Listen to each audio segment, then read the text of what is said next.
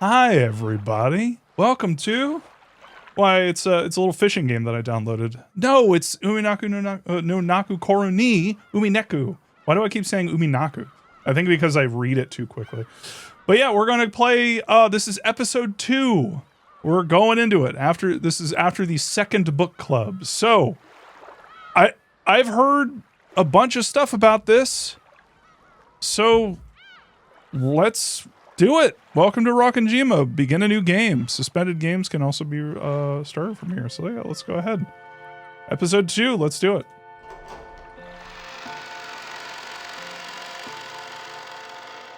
Episode 2 is the best on reread, I think. The story is very obviously fictional and fantastic in nature, any resemblance to existing individuals.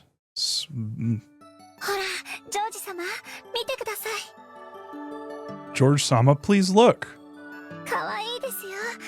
They're so cute. Look, look. Oh shit.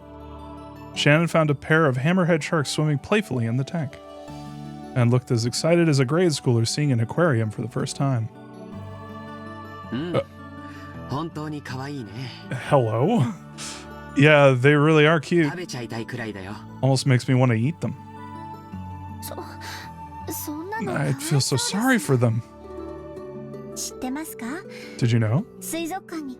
Here, the Japanese are the only people in the world who go to aquariums and say how delicious everything looks. Is that so? I'm sure even Americans and Italians would want to eat these.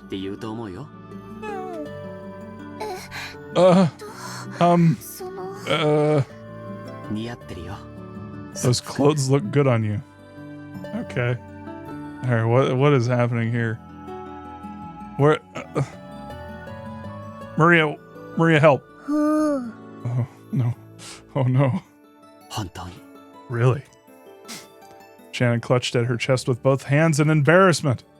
She apparently felt like she was being made fun of for wearing these clothes she wasn't used to. Oh, no. Though George's face didn't show it, he'd actually said something so completely unexpected that it surprised even him. And he was as embarrassed as Shannon on the inside. However, when he saw how embarrassed Shannon was, he started to imagine he was teasing a girl he liked. And instead of embarrassment, a ticklish amusement welled up in him. No, he wasn't just imagining it. He really was teasing the girl he liked. Before now, he wouldn't have expected to hear a line like that anywhere these days, not even in a manga or something. In fact, if he'd seen another couple acting like this, his first instinct would be to start throwing rocks at them. Okay, George, what the fuck?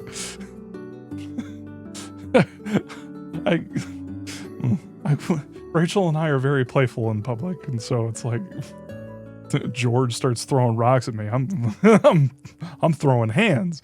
But even if someone were to start throwing rocks at us now, I'm sure they'd be no different than confetti celebrating our relationship. Now I can't even remember those lonely days when I felt jealous of couples who were completely oblivious to their surroundings. To use an old-fashioned phrase, these really are rose-colored days I'm living in. Rose-tinted? I think maybe a localization thing. I'm so entranced that I barely noticed that massive tank in the world's largest aquarium anymore. Where is the world's Where is the world's largest tank? Fishing tank. The Kurisho Sea is the main tank at the Okinawa Churami Aquarium in Japan. Oh.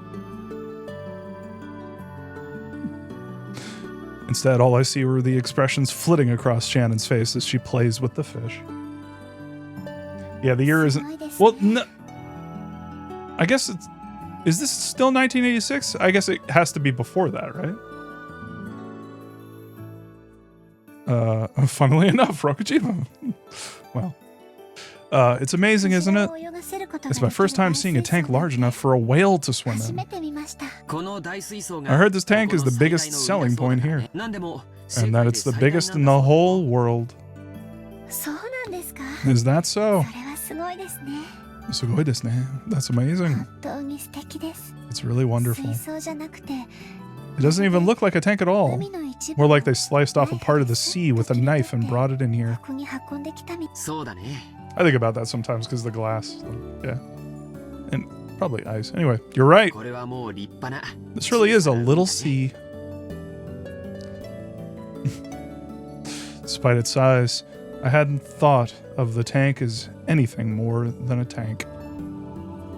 That's why I found her metaphor so interesting. No matter how far humans broaden their experiences, they always end up viewing the world through the lens of their own values. Maybe that's why it's so interesting to interact with people who have different worldviews. I voiced my thoughts on this. She responded. True, this may not be the real sea, but if those little guys swimming out in there believe it's the sea, then that's what it is. Even though they're inside a finite tank? The sea is finite too. Then again, even if the sea were infinite, how much could we cover in our whole lives? I'm sure it'd be only a minuscule fraction of the sea. You're right. It's ironic, isn't it? Even though the world is so vast, most of us humans live our lives without ever leaving our own country. If the inhabitants of a place believe they're living in a complete world, then even the bottom of a narrow well can be a wonderful world, an entire ocean. At least to the frogs that live there. Shannon, who spent her days as a servant on a small island 10 kilometers in circumference called Rokenjima, said that with a smile. Whipping out the Shannon emotes. The Shannon robot emotes? Or those Shannon... Turn of the Golden Witch. Oh my god. It's so fucking ominous. I don't like this music.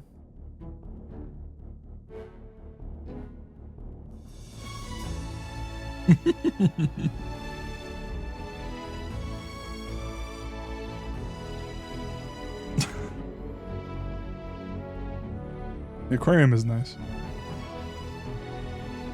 Just in general, yeah. Yeah, we're close to Baltimore. So the Baltimore Aquarium, we're used to going over there. And we went over there a few times. A couple times as kids, but then, yeah, I took Rachel once. I'm pretty sure her family went there one time too, and I went with them. Yeah, no, aquariums are cool. I quite like them. Beatrice. Fucking ominous.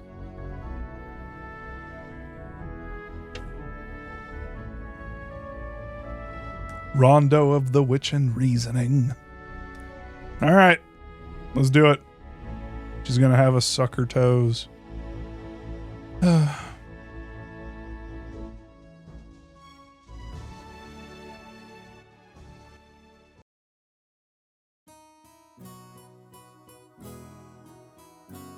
Was this song in Higurashi? It's very familiar. After we finished walking through the whole aquarium, we had a small late afternoon lunch at a restaurant with a nice view. No? The word buffet has the power to make any boy's heart leap. It's true. I was like that myself once. But with Shannon beside me, this buffet felt different. I couldn't shamefully pile on only the things I liked. I was, how should I put it, worried about my appearance and chose a menu suited for a snob. Toast, salad, and coffee. Hey, that's not bad. If I'd been myself, I would have made a pile of oily stuff like yakisoba, mashed potatoes, gratin, and so on. Shannon, is that going to be enough for you? If it is, then I guess we men are animals with really bad fuel efficiency. Bleh. That's not what I... On Shannon's tray, there was only tea and salad. Maybe the mere fact that I thought she was a whole plate short proved I was thinking with a man's stomach. Actually, I should be asking you the same thing. Don't you think men should eat a little bit more than that? Are we getting into the gendered eating? I'm trying to, Yawn, I'm trying to read it. I can't really make it out. What does it say? I'll see if I can read it. Also, I'm noticing dog tags, so I noticed them before, but I didn't say anything. I'm getting, oh, what was his name from Higurashi? I forget his name. I'm getting that guy's vibes. I forget his name. Fuck, what was his name? Whatever, photographer man. I imagine you normally eat much more for lunch, right? Does it say Flash? Something Flash. Tomitake Flash? Wait, is that literally what it says? Tomitake Flash? Oh, right, dang. Come to think of it, you already know how much I eat normally because of meals I've had at the head family household. Tomitake reference, let's go. That's right. So I was worried you might have an upset stomach today. Shannon was kind enough to guess that I wasn't feeling well. Looks like my stupid attempt to show off made her worry. And apparently my stomach wasn't going to let me show off any longer. Yeah. Okay, I'll confess. I was just trying to look cool. I held back because I was with the girl. I thought so. Considering how much you eat during lunch at the family conferences, I thought this wasn't nearly enough. Please, don't be so reserved, and feel free to go choose another dish. It's not fair for only me to be embarrassed. What about you, Shannon? How will you be able to keep up with the Yoshiramiya family workload on such a sparse diet?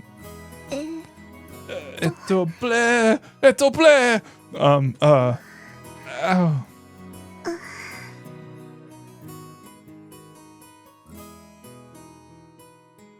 Higurashi heads no. Shannon fell silent and blushed bright red. She does that a lot, actually. She has a blood flow problem. Apparently, I wasn't the only one showing off. When I realized that, my embarrassment disappeared completely. Oh, so that's not enough for you either, is it? Yeah, you usually eat a bit more than this for lunch. A woman's stomach is made of magic, so this is enough. Is that true? Need to ask my computer. She did it again. So we've both been showing off to each other. Let's not hold back anymore, shall we? I smiled to show that I wouldn't make fun of her anymore and rose from my seat. After finally coming to Okinawa, it'd be a waste if we didn't eat some bitter melon. I'll go get some fried bitter melon or something. Shannon, come with me. Hora. Come on. Yes. To anyone watching us, we might seem like an incredibly charming and embarrassing couple. But it's only after becoming a couple that you realize, to us, this exchange of words is everything, our entire world. That's why no matter how much everyone else stares at us with blank expressions, we never notice. Indeed, at this age, I finally understand the feelings of couples who want to endlessly flirt without any regard for their surroundings. After I returned with a plate filled up with fried food, Shannon arrived with a pretty cake. While laughing at our fake stoicism, we resumed our lunch. Even though it's a restaurant with a view of the sea, it's so cloudy. Luckily, our window seats gave us a view of seaside scenery so grandiose that it extended even beyond our field of vision. However, because of the cloudy sky, we were only seeing a fraction of its usual beauty. That's right. If it were clear, we'd undoubtedly see a deep blue sea. Yep. I'll bet you're already used to the sea around Rokkenjima, but the deep blue of the sea here would surely have been a sight to see. It's a real shame. Oh, but no matter how blue the sea is at work, it might as well be gray to me. But I'm not working today, so, Apparently Shannon was doing her best to say an embarrassing line, but I didn't let her get off easy. So close. If only you'd said, when watching the sea alone with you, George-sama, it looks deep blue no matter how gray it is. I'd have given you full marks and a prize. I'm sorry. Want to hear what the prize was?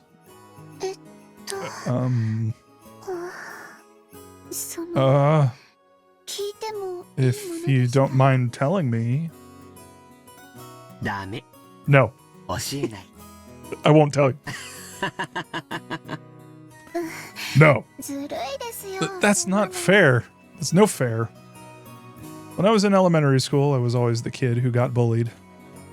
When everyone teased me, I grew nervous and speechless to the delight of the bullies. Back then, I wondered why everyone teased me.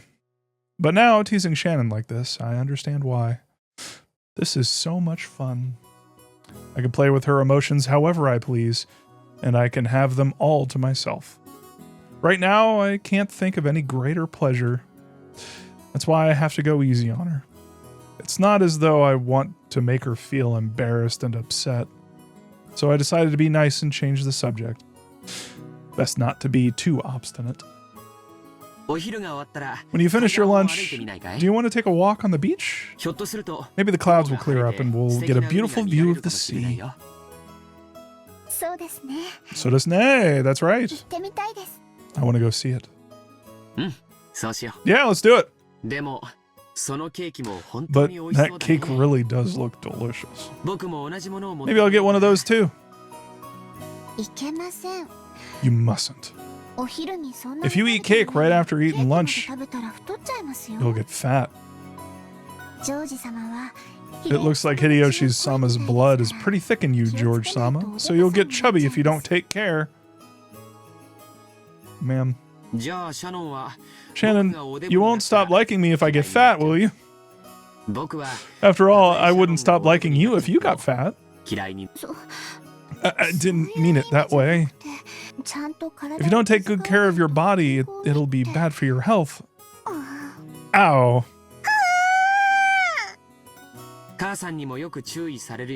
Mother warns me all the time, too. I wonder if I'll have to take up Tai Chi Quan or something like she does and get some exercise. When going on a diet, it's better to start by rethinking your eating habits rather than just exercising all the time. That's true. Apparently, the exercise only helps if you're eating well first. Also, kinda true. In other words, you're telling me to hold off on the cake, huh? Then I guess I'll have to gaze at you while you stuff your cheeks with it, Shannon. A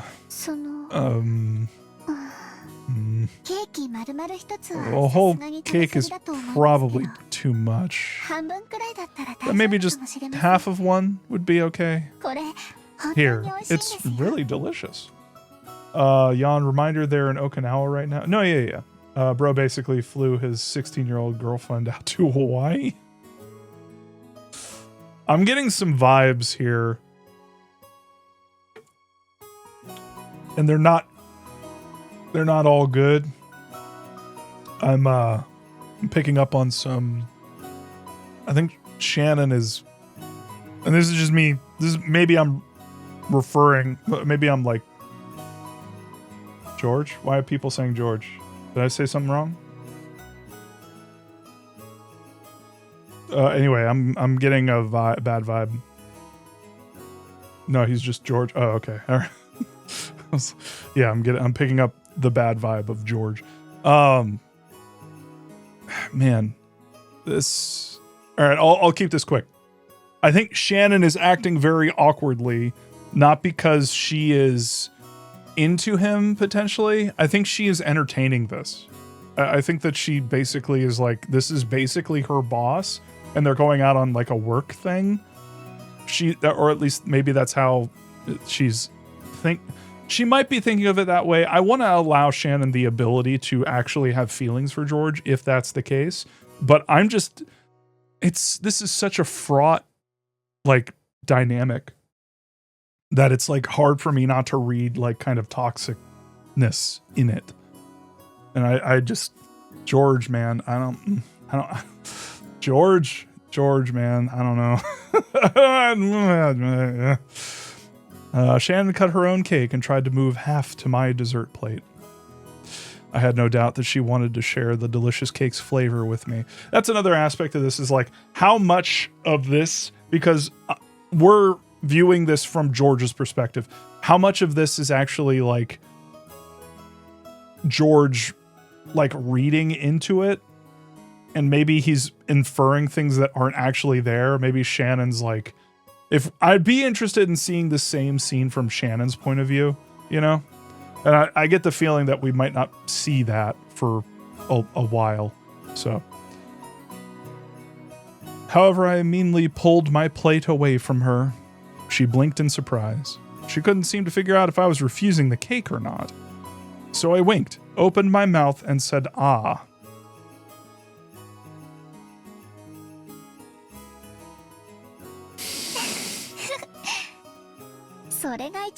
So that's what you really wanted. She's such a pampered child, George-sama. Okay. Say, "Ah." With a partly embarrassed, partly exasperated face, Shannon offered the cake to me with a fork. Okay.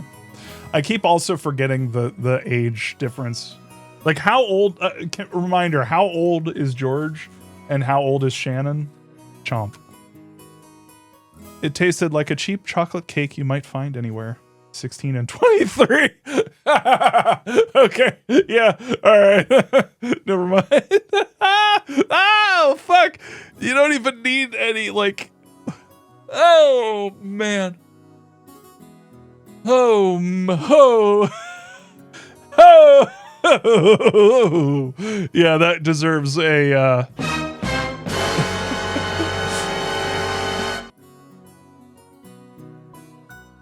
And yet, it was exceptional. Because eating cake in such an embarrassing way, as if we were a couple of perfect fools, had been my dream for many years. It made this cake's flavor heavenly. If the earth is destined to end, I wouldn't have any regrets if it happened right now. It was such a moment of bliss.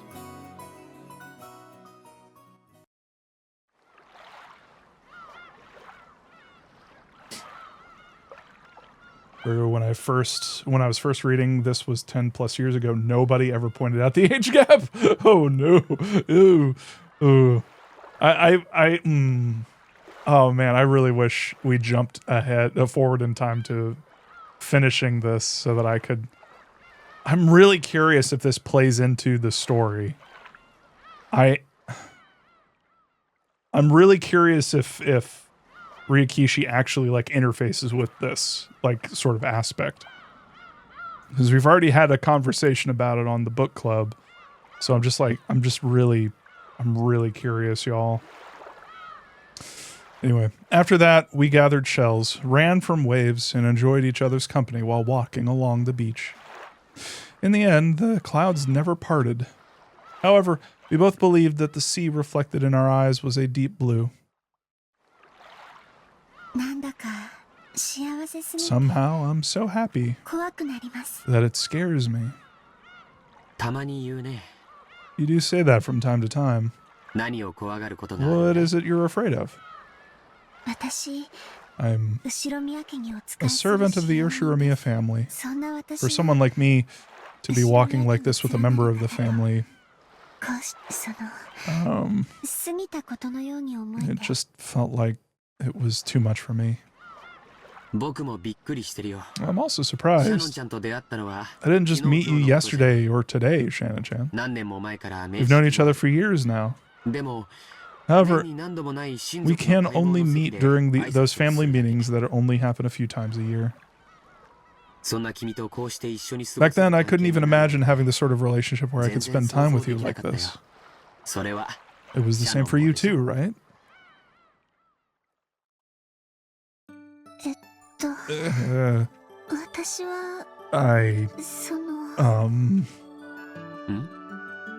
George, I'm a child.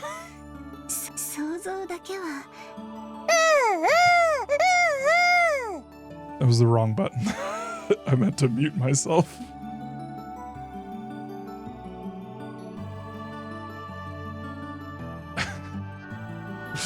With the mute, I hit the fucking ooh button.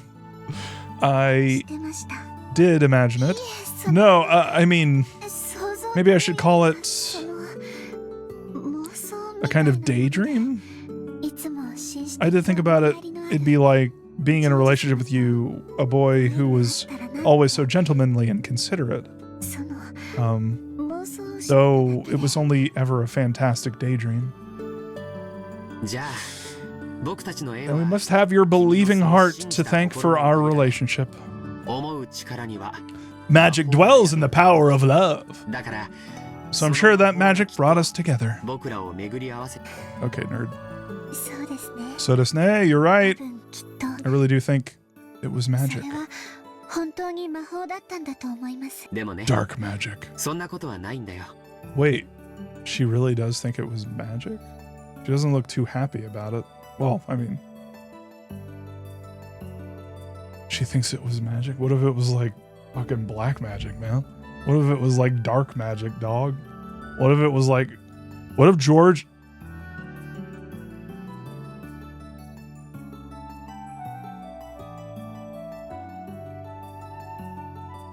George, you didn't. But you know, that's not actually true. As you kept looking more and more beautiful every year, you became a larger and larger presence in my mind, too.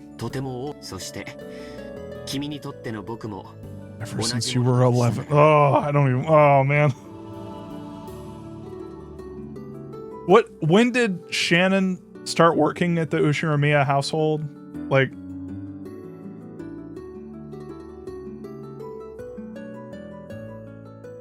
She started working there at 6? What? I hate George. I hate George. I hate George. Oh my fucking god. Oh my god. This whole family is fucked. Holy shit. A 6-year-old? She was like... Oh, just set fire to the fucking mansion. If the same thing happened to you, then the fact that we're here today is simply an inevitable consequence rather than something caused by magic or a miracle. No. A miracle did happen. George-sama. She stopped walking down the beach, gazing out beyond the sea. A miracle? No, it was magic. It happened. I was bewildered by that slightly mysterious phrase, which I sometimes heard her use. Magic, you say? Yes. Maho. Maho. Okay, so Japanese magic's maho? Yes, magic. Maho. I doubt you'd believe me if I explained, so I won't. But this bit of magic definitely had the power to grant the miracle that brought us together. Miracle. Maho. I like that. I like maho. Are you talking about some kind of ritual? Yep. You might call it something like that. Except that it really was magic, not just some ritual.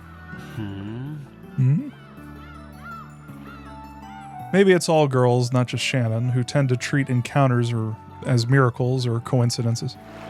For a man like me, an encounter with a girl is 70% hard work to try and make her like you, 20% courage, and 10% coincidence. The part that means everything to her is a much smaller factor in my mind. Maybe that way of thinking itself is calculating and typical of men. But if I said that out loud, it might dissolve all kinds of magic. To my mind, there were lots of coincidences, compromises, and expended effort on both sides before we gained the relationship we have today. At the culmination of all that, we get to spend this joyful time together. And if she wants to call that magic, I've got no objections to her choice of words.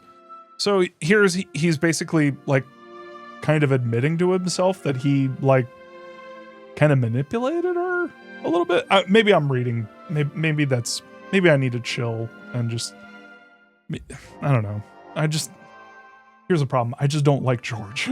Like, it's kind of hard not to read nefarious shit into what he's doing. But also, like, it's not hard because she's 16 and he's 23. So it's like, not to mention, how long have they known each other? Since she was 6? 6? Like, is Umineko about to talk about grooming? Is that what? Are we gonna? Anyway.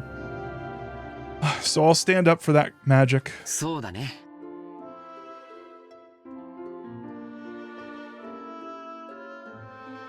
Almost hit the button. You're right. Big blind spot for the rich boy. If the same fate were repeated 100 times, maybe you and I could get into a relationship like this one. Only one of those times. In the other instances, even though we'd be aware of each other, maybe we would have only maintained a reserved relationship after all this time. Bro thinks the waitress is really flirting with him. That's the vibe I get. That's the exact vibe I get.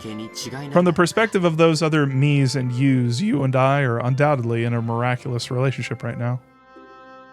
That's not what I meant. Bro. Did Ava put the ring on Shannon's finger post-mortem to fucking get him to go along with the fucking plan? Holy shit. Oh my god. This is gonna be so fucked. Holy shit, dude. No way. No fucking way. Because I was just thinking about, like, oh, if George is in on it with Ava, and Ava killed Hideyoshi, that means that George and Ava would have to be in on it together. Which would mean that if Shannon accidentally had to be killed because she saw too much, Ava would know that George might not go through with it because he knows who killed those people. And if it was Shannon, maybe he would have felt better. Maybe Ava knows that she would feel better about that. And so she put either Ava or Hideyoshi. And maybe they know that they would have felt better if Shannon had the ring on her finger and George wouldn't have fucking lost his mind as much. Thank you very much. I'm going crazy. All right. I need to chill.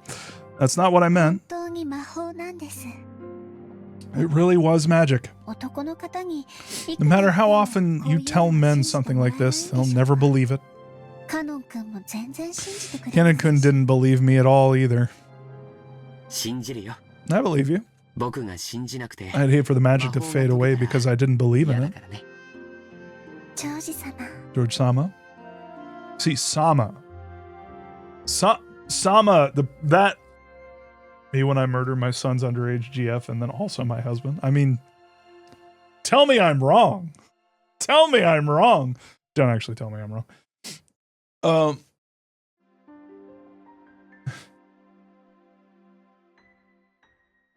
I forgot what I was going to say. Anyway, in a small voice, I apologize for saying something that trivialized her magic. Shannon seemed to be glad to hear me say that. Yeah, Sama. Yeah. Sama is used for people well above you. That's Aperture City. That's what I was getting at. That was like what I was getting at. She's using Sama. He's using Chan. So it's like, I don't know specifically like the gender, like sort of like the way that gender factors into the what it was a suffixes, but like calling my boss who was dating me sir in public, literally yes. So the suffix here, like it's saying everything, right? Shannon seemed to be glad to hear me say that. After all, if two people believe in the magic of love, it becomes eternal.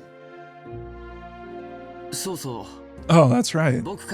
I was wondering if you'd be willing to agree to a little whim of mine. Yeah? What is it?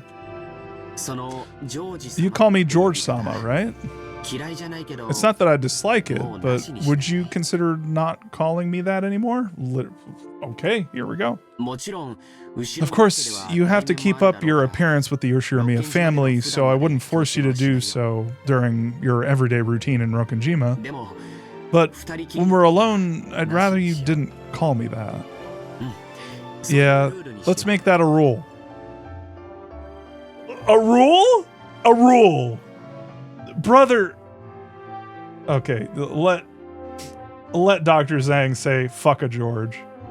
Bro, a rule? A rule. Fuck this guy. I fucking hate this guy.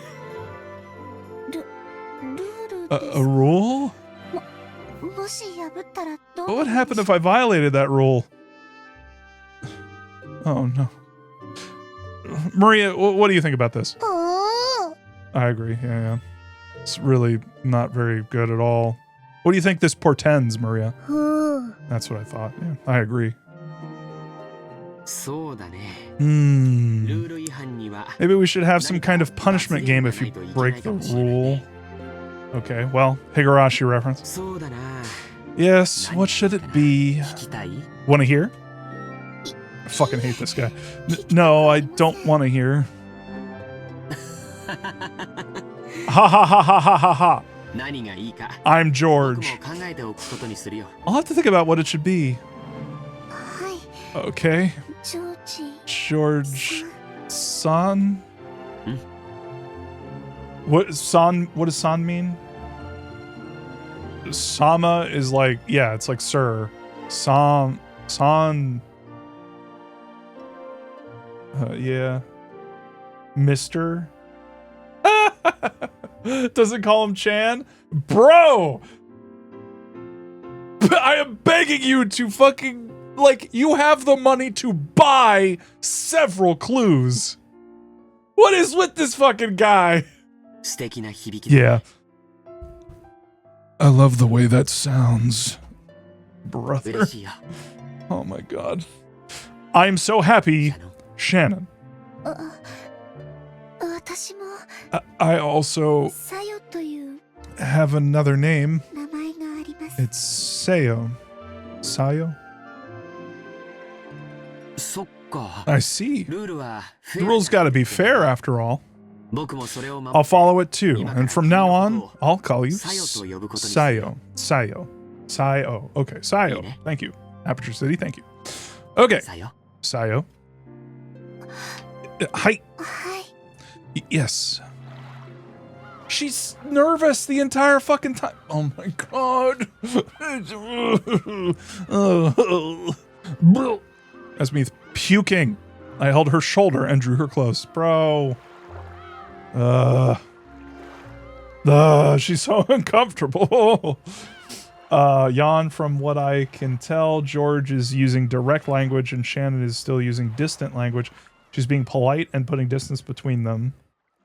This language is often read as cold / the type of language you use when you don't want to be friends. Direct versus distal style. Oh, interesting. I mean, you don't even need to know that in order to pick up on some fucking major vibe offage. The vibes are off with this fucking guy. Like, the vibes are well and truly off. Right, Maria? Agree. When I forcefully pulled her delicate body towards me, she dove into my chest like a doll. As I held her head in my arms, we both looked at the horizon. What a deep blue sea. I'm so happy we got to look at this sea, just the two of us. Me too. I'm so glad to have a chance to look at this deep blue sea with you. As we gazed at the gray sea, and a light rain began to sprinkle down. We kept listening to each other's heartbeats. Okay. Yawn, I've heard many instances of Westerners losing friends because they keep using the type of language Shannon uses, and they don't realize it comes off like you don't want to be close to them. Like you want to keep it professional. Oh, interesting. The sound of waves flows into my ears. No, it's the sound of an enraged sea. My body, bathed in painfully cold splashes, does not allow me to forget. It won't let me forget the memories of the day my old fate was broken and smashed. Once, tomorrows were literally like looking into a mirror. All I ever saw there was the person I already was. Is this old George? Tomorrow was absolutely no different from today. That was my old fate. But then, for the first time, I saw a different fate beyond the mirror.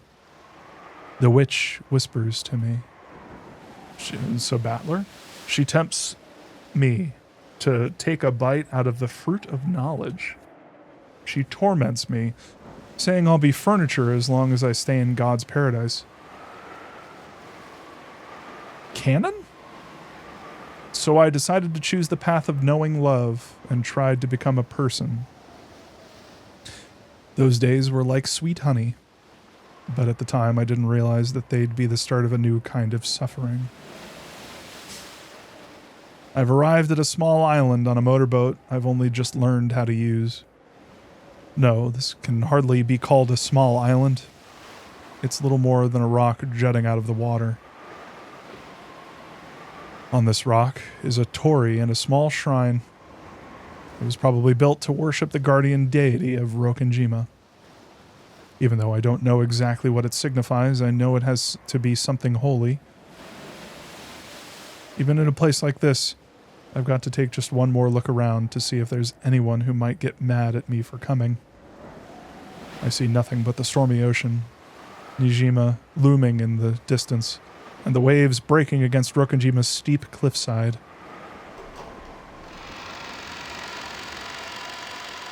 I ready myself, timidly approach the small shrine, and take the mirror that lies there as an offering. The mirror looks old, cloudy, and dirty. That would probably make any normal mirror seem horribly cheap. However, since the mirror's been placed in this small shrine, its appearance seems to give some sort of a divine quality to it. And there's one thing I can tell. This is no simple mirror. It may seem like an old, battered mirror to a non-believer like myself, but it has a great significance. Is it really okay to break this after being captivated by honeyed words? No, this isn't really a mirror. This is the life I couldn't escape until today, my fate. I'll break it. I'll smash it, and seize the life that lies beyond this mirror. If I don't smash it, my life will be a pair of facing mirrors forever. Nothing will ever change in the slightest. The witch whispers to me. She tempts me to take a bite of the fruit of knowledge. Or maybe I've already tasted that fruit. After all, I've already experienced those maddening emotions. Just as Adam and Eve felt compelled to pluck their fig leaves, I can no longer go on without breaking this mirror. I've struggled with conflicting emotions for many days before this moment. Inside my heart, the virtuous part of me kept on fighting the part that sides with the witch.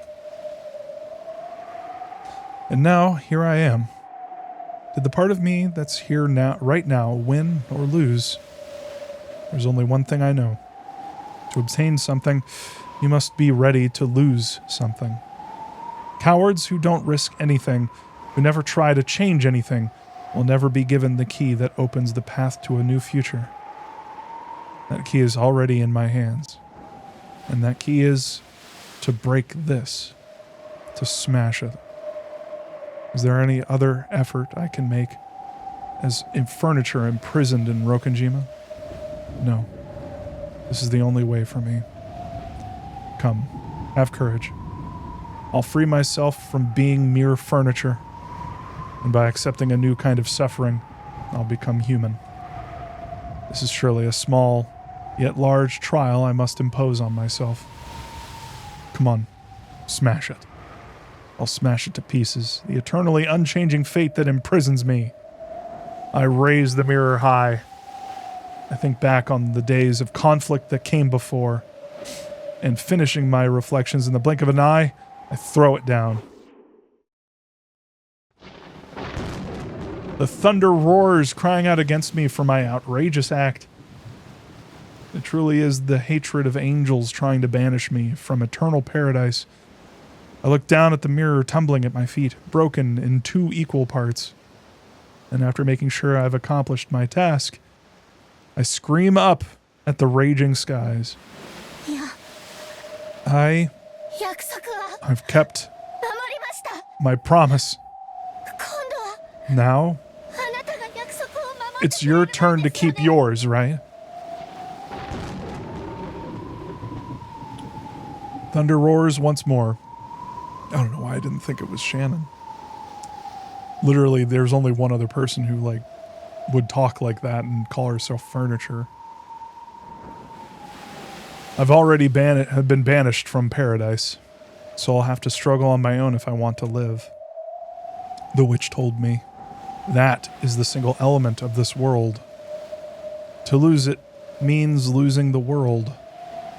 Like how a canteen with a hole in the bottom can't be filled no matter how much water you pump into it. I've kept my promise. Now it's your turn to keep yours. Please grant my wish.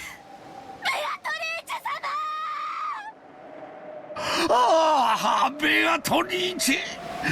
Beatrice!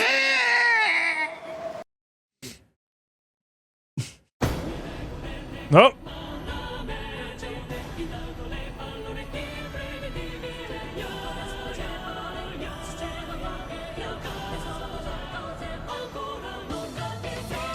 It's her. It's her. The flute.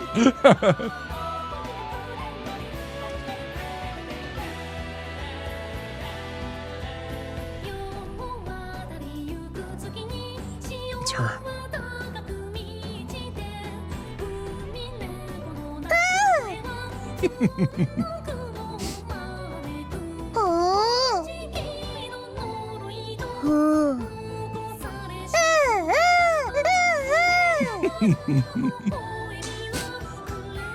The goat. Oh. I don't agree with the sprites. I understand them though.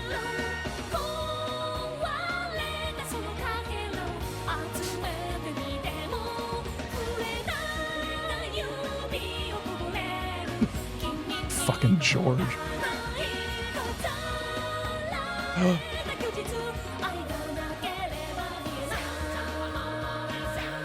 She drank the wine. Welcome to Rokkenjima. It is a cool painting. Thank you.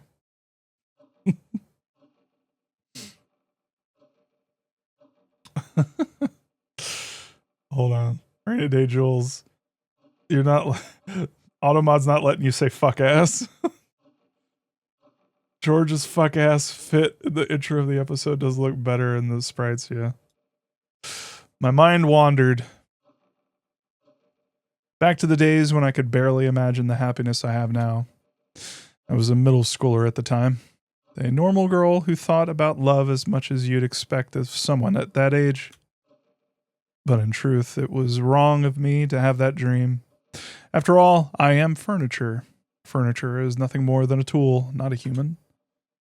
As a person less than human, simply receiving an education was an enormous blessing. So in reality, even thinking about falling in love was more than I deserved. Didn't I just say it would be interesting to get Shannon's perspective on shit? Anyway, the Urshiramiya Family Conference was a customary event held every October, but relatives sometimes visited at other times. Of course, they didn't come just to drink tea. On this day, Ava's family was visiting the head family on Rokonjima.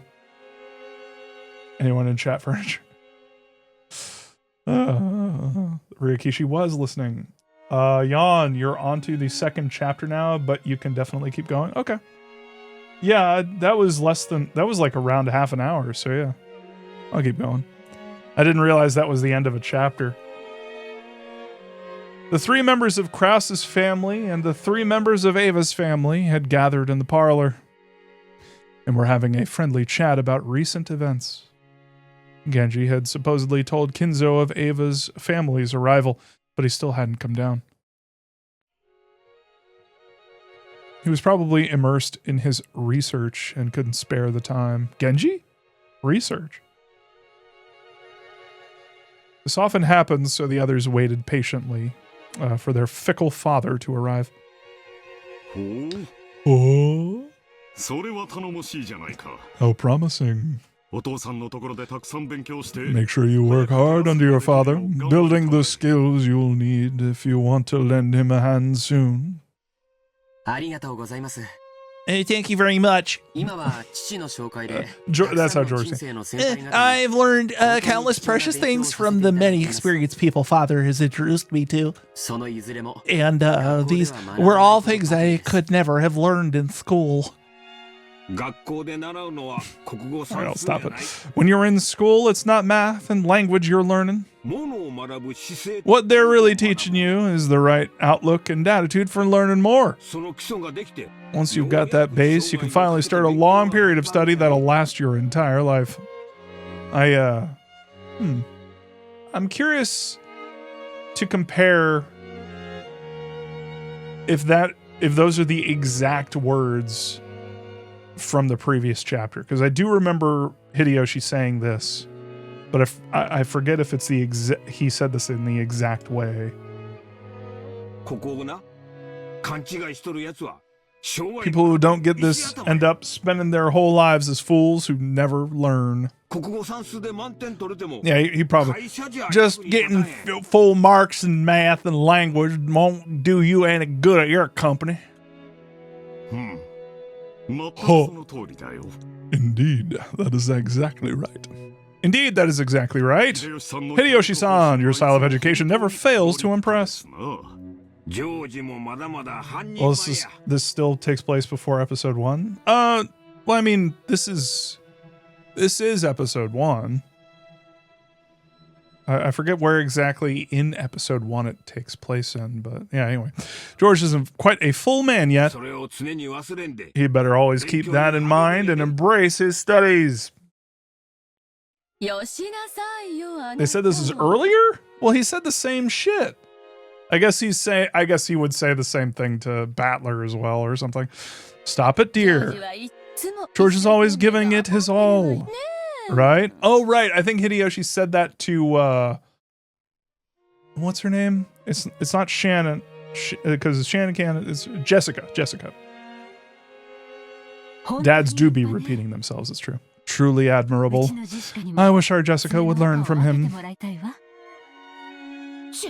Sheesh. Are you still holding a grudge about that test score? I'm studying for tests the best that I can. At least don't say it here. Pissing me off. Once people started praising George for his diligence, the conversation usually turned to Jessica, who hated studying. Jessica made an openly displeased face, as though she'd known this would happen. So that would make sense that that Shannon would make a deal to get out of this, to basically stop being furniture. She feels like she needs to get with George, basically, right? In order to get out of the situation, even though she doesn't really like George. Yeah, maybe. We'll see, I guess. Yada yada. My. Schoolwork aside, it seems Jessica had better learn to choose her words a little more gracefully.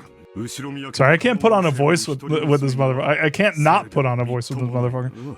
Now, improper for the single daughter who bears the weight of the Ocean Maria family crest. Duh. Come.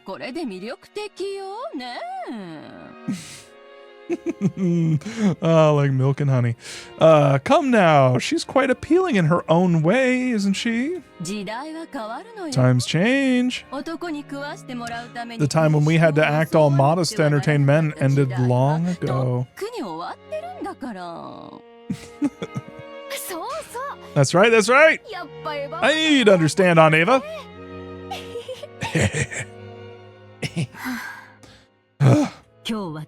My headache is truly trying today. Are you okay? Aunt Natsuhi, you're looking a bit pale. Thank you, I am fine. Still, time really has flown. It feels like just yesterday when you would run around half naked by the beach and come back soaked. Wasn't your Jessica-chan the same? And now she's a lady who fusses over how to put on makeup. I see you focused on eyebrows. You look really cute today. Oh, thank you very much. No one noticed, so I was a bit unsure of myself.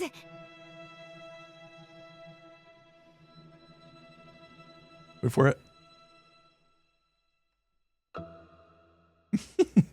A full smile rose to Jessica's face as the results of her own studies were finally appreciated. I love Jessica. Yeah, Jessica's pretty cool. I like Jessica. Ava smiled back in the same way.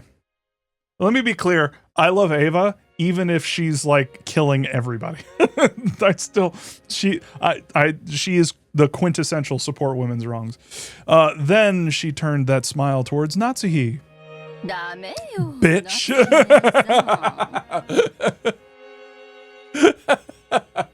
Oh, just do it. Just do it, Ava. Just do it. Come on, Natsuhi-san. Nei-san. Come on, Natsuhi-nei-san. Nei-san, right? Nei? You must take notice of small changes in your own child.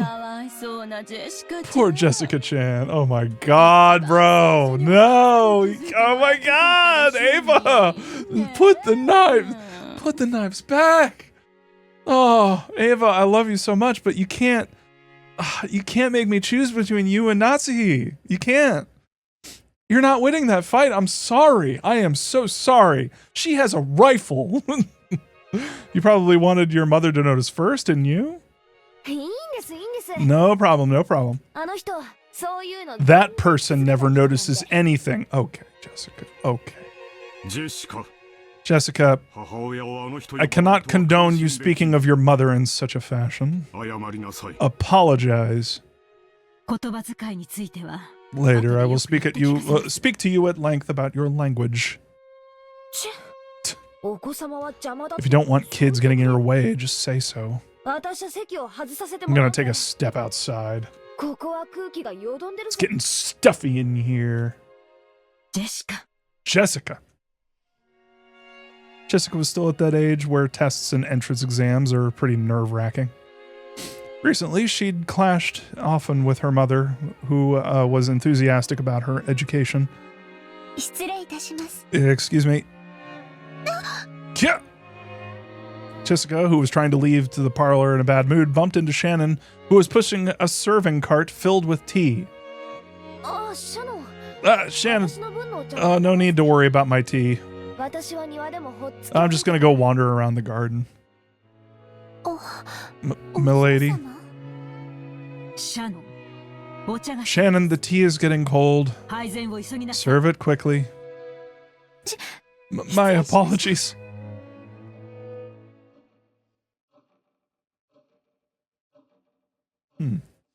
Shannon hadn't actually done anything wrong, but Natsuhi, who felt like something shameful to herself had been shown, lashed out at her emotionally.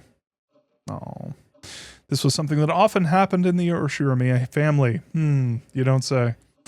But it seemed Shannon wasn't strong-willed enough to just accept it and move on. She shrank back and cowered while serving the tea. She had the unfortunate habit of making more mistakes when she cowered.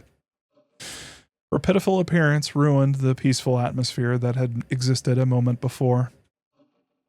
It wasn't really Shannon's fault, but she thought she might be the source and felt a pressure on her chest. Oh no! Oh no! Oh no! Oh, Shannon! Oh no, she's gonna have a fucking panic attack?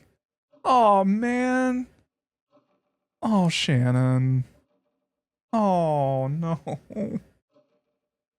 Oh, god damn it. Her shaking fingers made the utensils clang and you couldn't have called it graceful, not even just to be polite. Bro. No. Oh. Fuck. Ah, Shannon. The more pitiful she appeared, the greater the silence grew. The more irritated Natsuhi looked, and the more Shannon cowered. No! Oh, God. It's a fucking... Oh, it's a cascading, cowarding event. I believe that's also what happened at Chernobyl. Shannon's thin neck felt like it was being suffocated and choked by the reaper known as stress. Brother. Shannon. Oh my God. At the time, George spoke brightly, blowing away the stiff atmosphere. This smells nice. What kind of black tea is it? This is...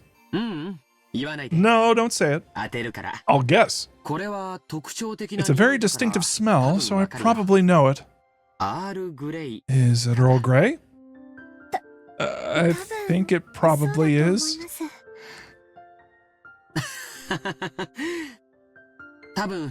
Yeah, I'll bet it's Earl Grey. When you get back to the kitchen, check the tin. Oh. George-kun, you know a lot about black tea, don't you? One of the company presidents who looks after me was very knowledgeable about black tea. I managed to pick up a little while listening to him discuss the subject. Oh yeah, the president of Okanogi Foods. Yeah, that sort of trivia is that guy's specialty. The names of black teas often referred to the places they're made, right? So did this come from a place with that name? Nah? From what I've heard, there was a person called Earl Grey in England long ago, and it was named after him. Furthermore, this distinctive smell doesn't come from tea leaves, but from a fruit called a bergamot, which is a relative of the mandarin orange. Sorry, this is a very tasty drink, but it is also making me exceedingly gassy. So I'm gonna mute myself and burp a bunch. Is that so? I never knew that. Learning things that makes tea taste all the more delicious. Same thing goes for alcohol and cigarettes. Okay, Hideyoshi. Luxury items have a taste of romance.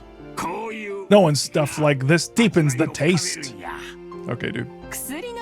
It's the same as reading the list of benefits on a medicine bottle. Natsuhine-san, you should try reading the explanation on your favorite headache medicine someday. Ava, calm the fuck down. I am begging you to chill for a fucking minute. Just a minute. Can you... Oh my God. Giggle, giggle, giggle, giggle. Ha ha ha ha ha. That's a wonderful idea. Try it tonight. Yeah, I will. Shannon-chan, try opening that pot. You should find some dried bergamot mixed in with the tea leaves. Yeah. It's in there. Something like dried orange peel is mixed in. Yes. That's probably bergamot. The main ingredient in Earl Grey's scent. The scent is vivid, so you might expect the taste to be intense, but it's still gentle and easy to drink. If you make it with milk, the scent should become more mild, which works great. If there's anything left in the pot after you've poured everyone, you should really try drinking it with milk. Yeah. Arigatou gozaimasu. Thank you very much. George gave her a small wink. Blink. Shannon finally realized that George had kind-heartedly swept aside the tense atmosphere in the room.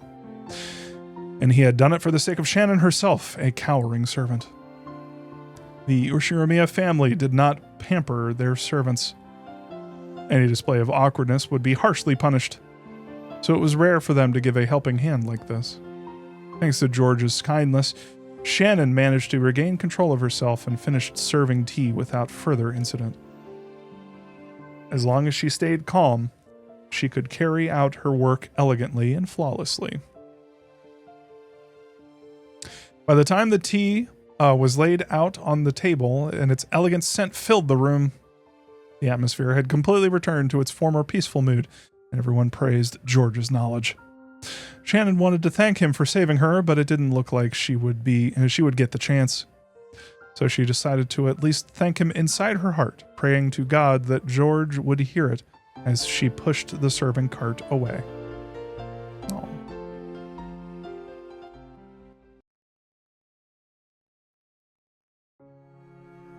George Nissan always lends a helping hand at times like that, by changing the topic or something.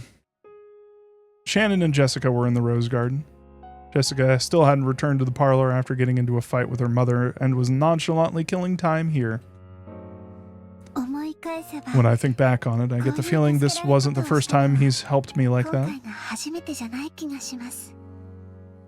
Whenever I made a careless mistake and George was around, I'm pretty sure he'd always naturally smooth things over and restore harmony. Maybe it wasn't something as direct as picking up a fork that had been dropped, but that was his way of caring. Even servants have their pride. They want to fix their own mistakes by themselves, and if a guest lends them a hand, they'll lose face. He's really good at reading between the lines when stuff like that happens. Well, I guess it's kind of like an art to him. That guy's more of a show-off than he looks. No, he's a show-off. Ha ha ha. That's not true.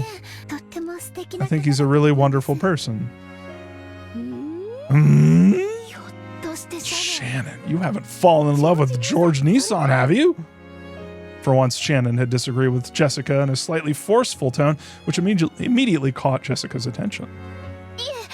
No, that's not it. I think... Come to think of it, I've hardly heard any stories of George Nissan in love. Huh? I think I remember hearing him say that family-oriented... I think I remember hearing him say that family-oriented girls were his type, didn't I? Okay, all right. I read that wrong.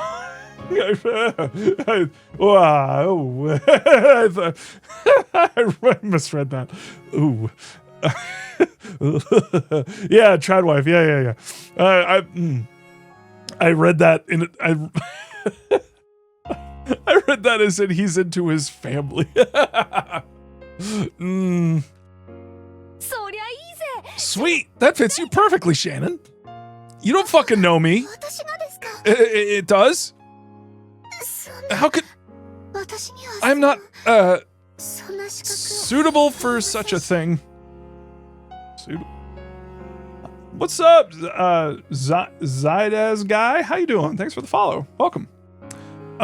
Suitable for such a thing. That's an odd way to... Not suitable. Like hell you aren't. You've known him so long. You're practically a childhood friend. Okay, so did they actually mean that? Did I read that wrong or did I read that right? They say that when you start from a natural relationship where you don't think of the other as a member of the opposite sex, things start to move pretty fast once you finally start thinking about it. Okay, there's no doubt. Jessica loved teen magazines with that kind of story, and she was always getting excited talking about that kind of thing with her friends. She was very quick to pick up on love stories like this. So this wasn't the first time Shannon had been exposed to this kind of story. So she's already got sort of a like a sort of scaffolding or like a structure in her mind that she can fill out this with. So what I'm saying is I think Jessica is already kind of prepped to misread the situation or like kind of use it as her own like sort of fantasy like fulfillment. You know what I mean? How did I enjoy episode 1? I quite liked it. It was no Higurashi spoilers, but we did experience Higurashi a while ago, and if I were comparing Higurashi to Umineko, I would say that Higurashi is probably more of a slow burn. And Higurashi is, I think, a little bit more on the horror side, which is weird because Umineko, I really didn't expect it to be. How do I say this? Umineko like kind of went crazy, but also it kind of went in a weird in a direction I wasn't really expecting. There's a lot more to do with magic, I guess, but not really, but we'll see. I don't know. Yeah, I'm really interested in I can't talk about Higurashi spoilers, but I'm really interested in how this plays with sort of the expectations of people who come into this with having context for Higurashi, because I think that Higurashi posed a very big question toward the middle, like when you're going from the question arcs to the answer arcs. I think there's a really big question. Please don't say what that is in chat, but for people who haven't experienced it. But I think that there's a really big sort of like, there are things you can infer. Which ones do you think you should infer? And here it's like, it's kind of like what Battler was saying. It's like, you got to throw a bunch of ideas at the wall and see which ones stick. And combine that with Battler being very adamant that there is that there is no magic going on. It's all rational and can be explained without the need for magic. I'm very interested in seeing how that comes across. Also, I'm just realizing, when did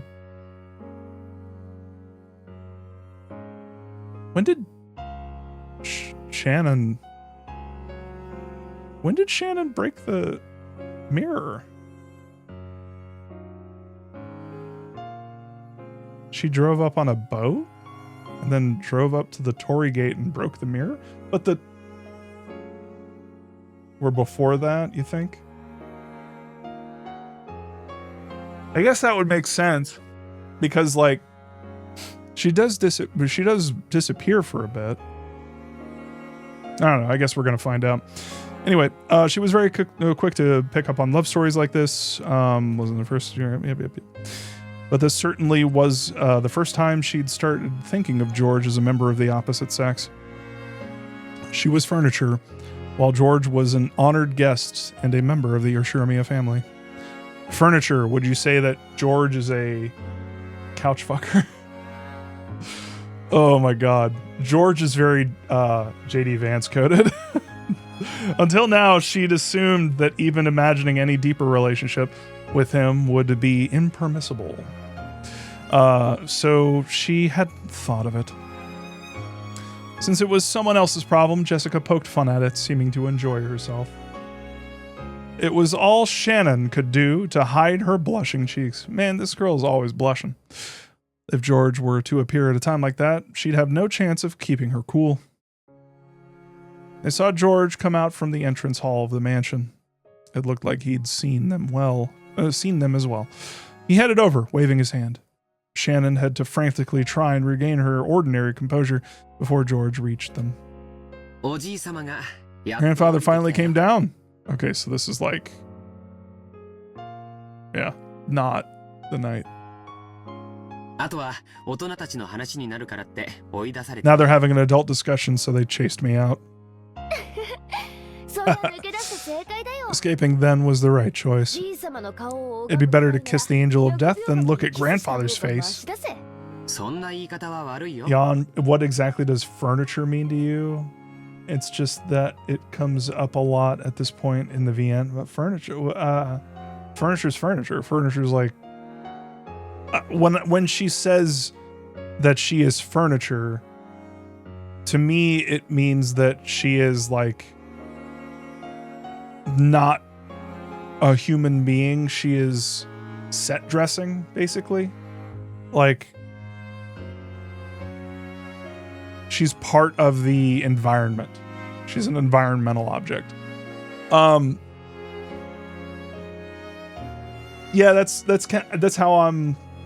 yeah, GXC exactly. That's how I'm reading it. I might be wrong. They might play with my expectations of what exactly that means. It might be a Beauty and the Beast situation, and she's literally like a candelabra being turned into a human being for like a night. That'd be funny. You shouldn't speak that way. But you know, I think grandfather might think of us as angels of death. After all, we came here to talk about borrowing money for business reasons. Like playing a tree in a play, maybe? Sure. I mean, yeah, there is that other aspect of this where that was really strange about this like being kind of a play. But I don't know. That method of that kind of read, I don't know. I don't know. I don't really know where this is going. If I don't talk about that theory a lot, it's because I don't really... It's not that I don't think it could happen. It's just that it's not particularly interesting to me. Sorry if I'm like pulling my beard around a lot. It's getting in my nose for some reason. That's right. This wasn't the customary annual October family conference. Ava's family had visited to apply for a business loan from the head family. Kinzo had vast resources and he lent those out to his children. Of course, they didn't borrow money because they were living in poverty. How would you expand their businesses with the vast sums they wanted to borrow? How much interest would be attached and how long would they have to repay it? This wasn't the sort of loan designed for the poor. It was a loan for those who were on the offensive. Kinzo strictly judged whether it would be worth lending out his fortune, and afterwards he strictly oversaw its use. So Rokonjima would sometimes play host to this little spectacle, where relatives visited and described their businesses to Kinzo. To the parents, these meetings burdened them with the strain of having to move a vast amount of money. But to Jessica, who lived on the isolated island called Rokonjima, it was a precious opportunity to meet up with her cousins. So being able to talk about the occasional guests such as George like this immediately cured the bad mood she'd gotten from that fight with her mother.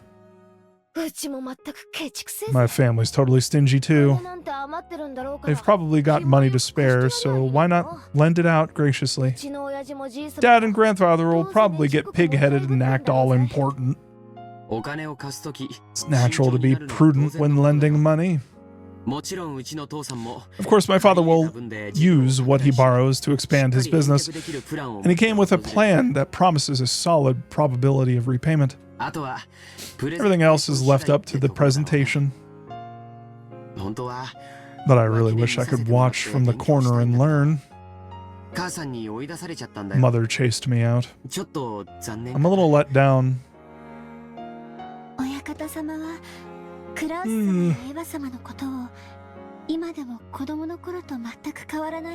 Seems the master still tends to scold Kraus-sama and Eva-sama as if they were kids.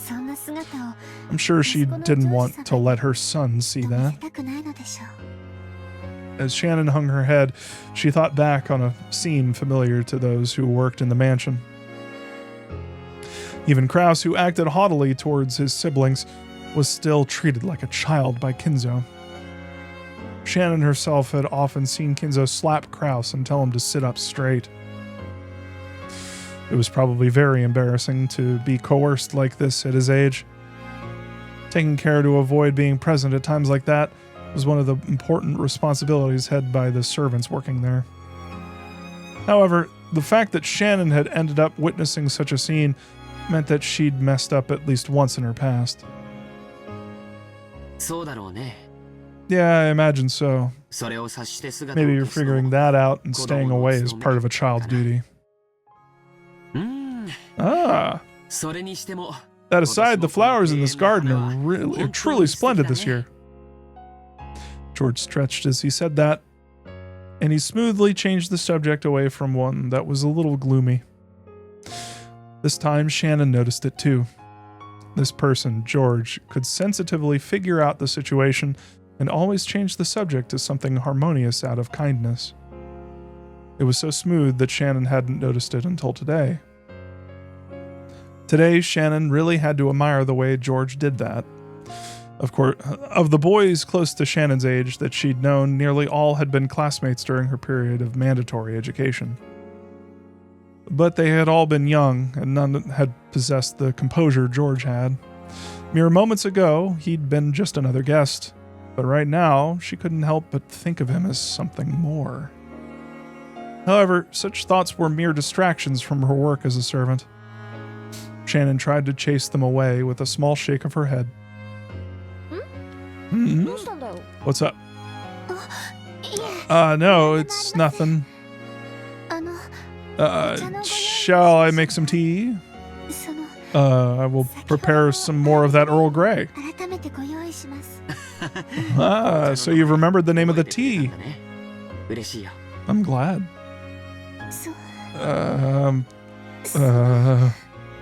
I mean, it's easy to remember because, like, Captain Kirk, it's his favorite tea. Wait. Was it Kirk or... Was it Kirk? I forget. Anyway, I'm not huge into Star Trek, so. Thank you for your concern back then. Picard! Thank you, Picard. I was like, Kirk, that doesn't sound right. It's gotta be Picard. Shen was finally able to put her gratitude into words. Well, I am...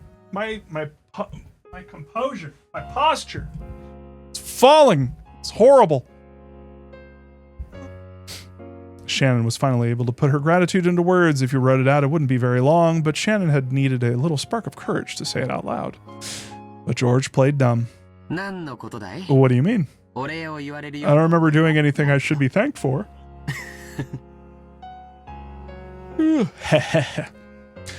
He seemed to be playing the gentleman in his own way, letting her know he wasn't doing it out of a desire for gratitude.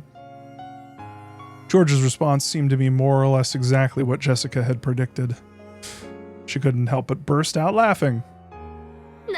See? Isn't he a bit of a show-off at times like this?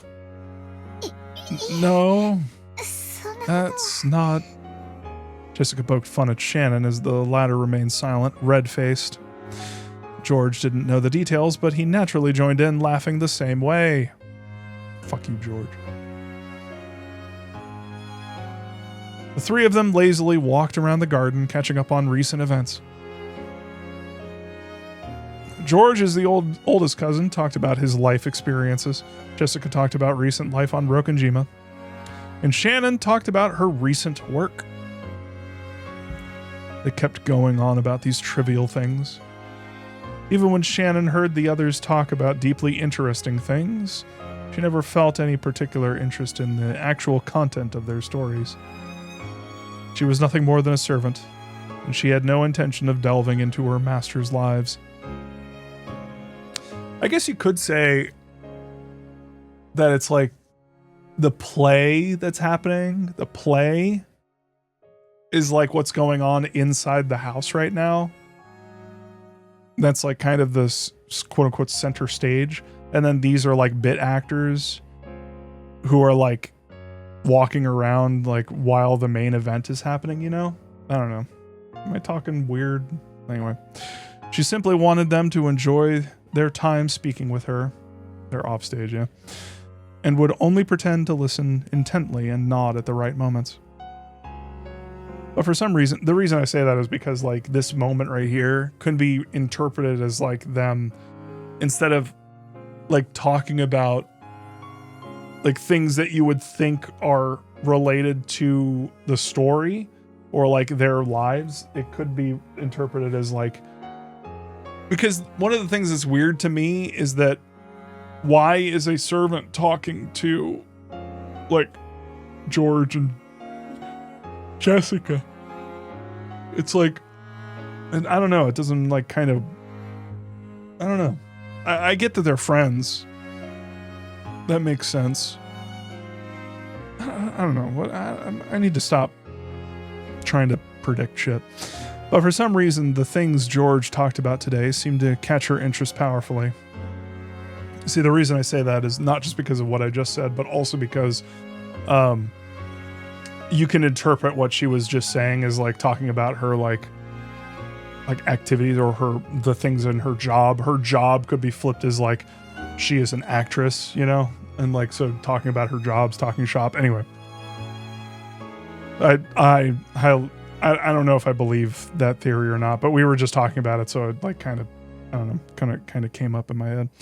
Even things she'd normally ignore felt like they contained a trace of kindness behind the words. For some reason, she wanted to know more things about George, no matter how trivial. So she stared fixedly at him. Yawn, I need to stop trying to predict shit, says the man who we forced to read this to hear his predictions. Well, when you put it that way. She thought that as far as looks went, this Ushiramiya George was probably about average and didn't stick out in any particular way. Fucking get him. Get his ass. But he was diligent, serious, and had a deep prudence which allowed him to understand people's hearts and show concern. But she'd never noticed these things before now. She may not have met him many times, but she'd known his face for many years. Even so, she hadn't noticed once until now.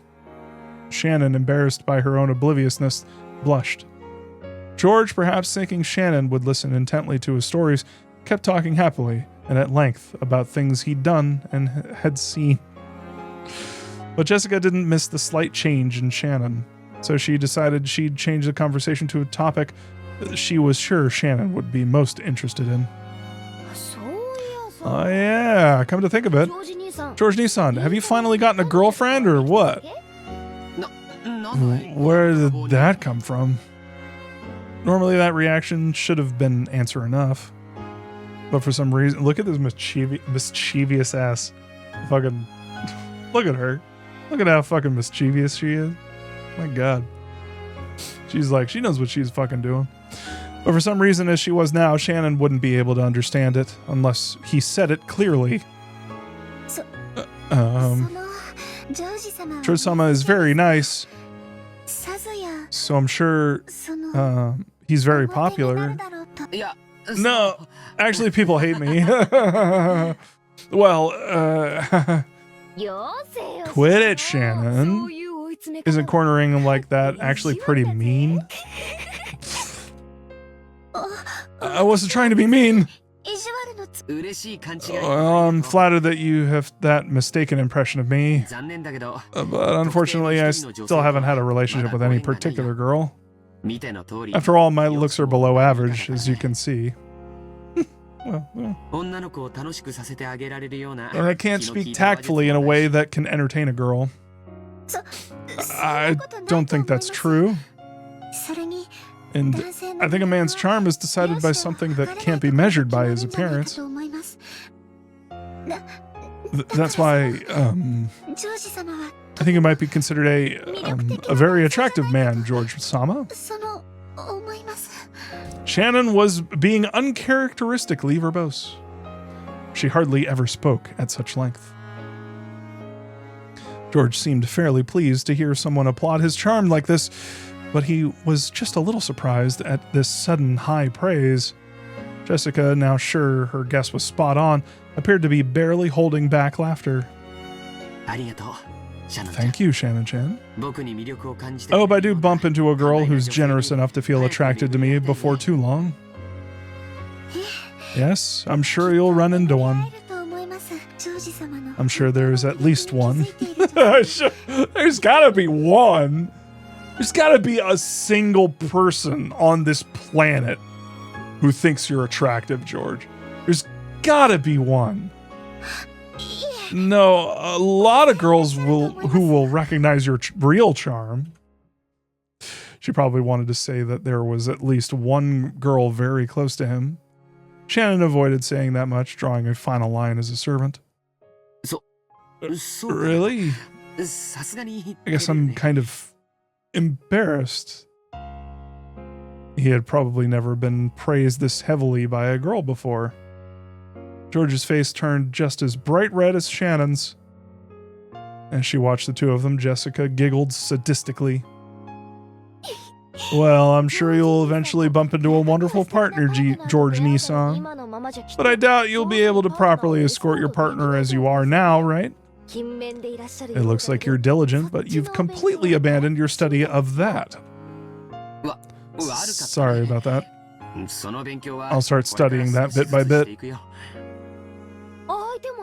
And how do you plan to do that all by yourself? Are you going to watch romance movies or something? Or are you going to learn from Uncle Hideyoshi? God damn. Well, you're acting pretty triumphant. Men are no match for girls when it comes to this sort of thing.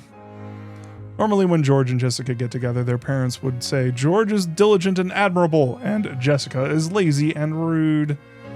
So it was probably unbearable fun for Jessica to have their roles finally reversed. George realized this as well, so he resigned himself to being the one getting teased for once. So, George Nissan, as long as you're okay with it, why not practice a bit with Shannon?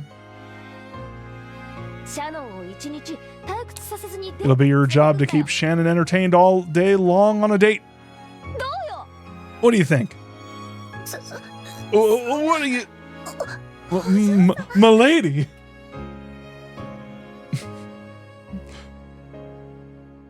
When she heard Jessica's audacious plan, Shannon's face turned bright red with a poof, and a donut of smoke started to rise from her head. Like an anime. I love anime. That's a very tempting plan, but I wouldn't want to burden Shannon-chan. It'd just end up wasting one of her precious days off, wouldn't it?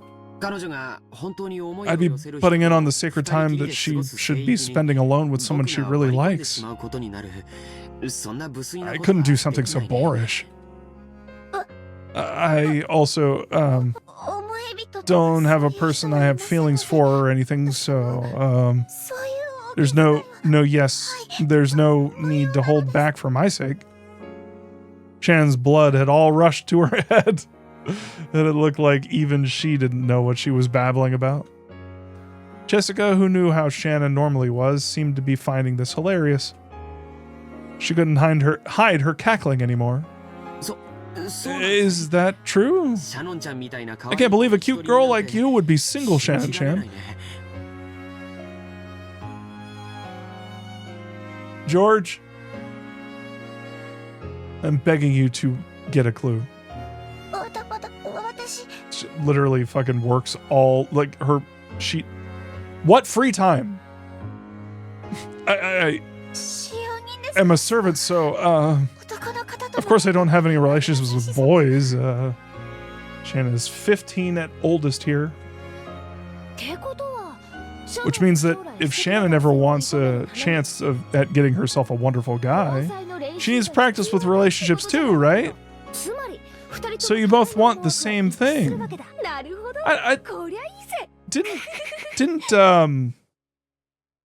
didn't Jessica say some stuff about how, like,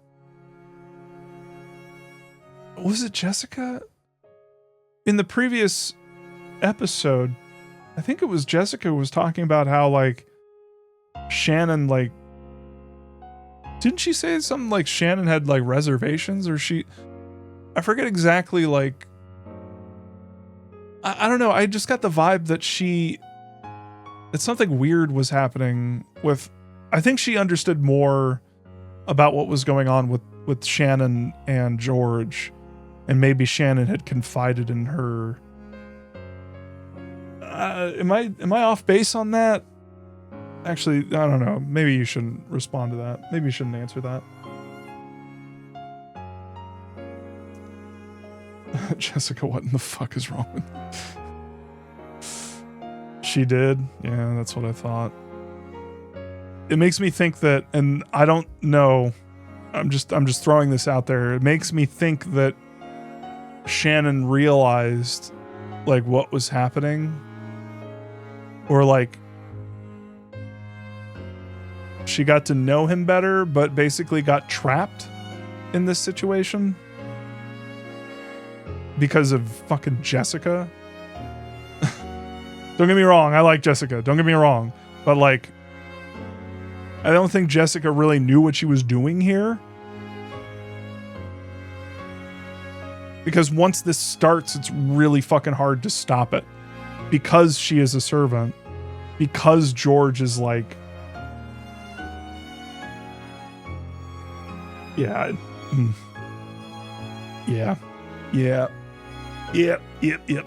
Sweet, that'll be perfect. Jessica irresponsibly cheered the two of them on. By now, even George was hanging his head and turning red. George, I've been calling you for a while now. Didn't you hear me? When Ava appeared in what was already an embarrassing situation, both of them got even more flustered. Jessica watched and laughed loudly. Mother. Mother. Sorry, I was so engrossed in our conversation. I didn't notice. Oh, Eva-sama, you have my deepest apologies. It looks like you young kids are getting really fired up together. You're all about that age. Oh, I know kids your age can talk about that sort of thing forever. Ava. Giggle. Ah, come on. You're still young yourself, Aunt Ava. Please tell us how you and Uncle Hideyoshi met. Oh my, there's no way I could say that. Giggle. You all really are so young. Giggle. His face. Mom! What do you mean? So what is it, Mother? You called because you wanted something, right? Your father and the rest have finished talking. We're going to talk about grandfather. Talk to grandfather about you, so come on. About me? What could that be? Same thing you were all talking about just now. You know what I mean, right? Oh, that isn't really something we need to talk to grandfather about, right? What's going on? Wait, George Nissan, are you getting married? Congratulations. No. Didn't I just say I didn't have any particular woman I was interested in? That isn't something to brag about, is it? Good grief. Ava smiled bitterly, looking a little exasperated. Oh, I get it. George Nissan. It's one of those, right? An omiai? A marriage meeting? A marriage meeting, you say? Well, yeah.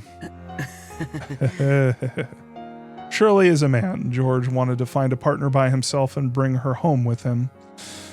So it seemed he thought it a bit pathetic to meet his partner for the first time in a marriage meeting arranged by his parents. Shouldn't marriage meetings be done at a more mature age? I still don't feel like I've become a full-fledged adult. Of course, we have no desire to rush into an immediate engagement or marriage, right? There's nothing wrong with deepening your friendship first, and then having her move to our family register after you've gotten older and settled down. Judging by Ava's forceful attitude and George's non-committal one, the others could catch a glimpse of the story behind this marriage meeting. They didn't know that George was supposed to be meeting. They didn't know who George was supposed to be meeting, but it was surely someone who would profit Ava's family in a business sense. The very fact that they'd be satisfied with a mere engagement to deepen the relationship between the two families rather than an immediate marriage made it feel almost like a political maneuver. You see, marriage isn't something you should enter into only after you start liking someone. You marry first and then you adjust. If you marry based purely on emotions, you'll always end up regretting it. Interesting. There's certainly nothing wrong with choosing a partner with a secure background for a partner in your life and then developing your affection later. Aunt Ava, isn't that kind of rude to Uncle Hideyoshi? I love that man. I want to always be with him and to live my life by his side. Eva-sama, that's wonderful. Truly splendid. Thank you. But I'd kill him in an instant if I could benefit from it. But we built up those feelings while we were husband and wife, you see. And I believe in that future.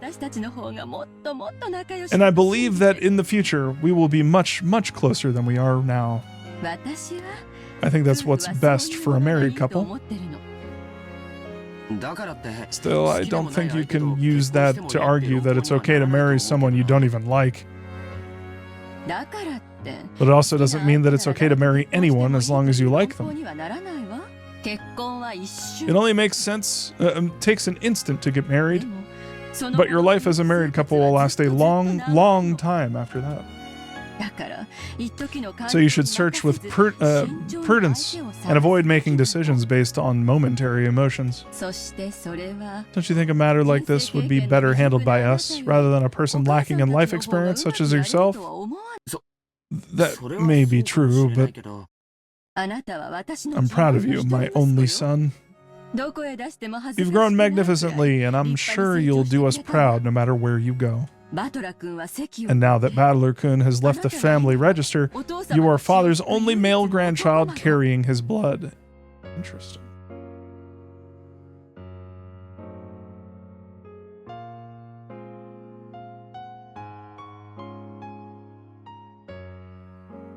I don't like that.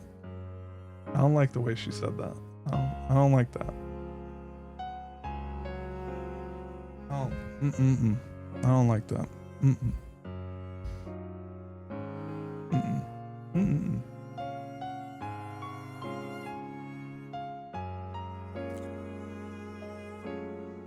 Was this Game of Thrones shit? Jan, also I feel there's an expectation that Shannon will leave one day. Like she's to marry a man someday and stop working. So from Jessica's POV, this might be a way to prevent her friend from leaving her for good. Oh, interesting. Should be noted that leaving the register is more than just going no contact. It's a legal procedure. No, I got that. Yeah. Battler went through a lot of trouble to do this. Yeah. And was it Battler or was it...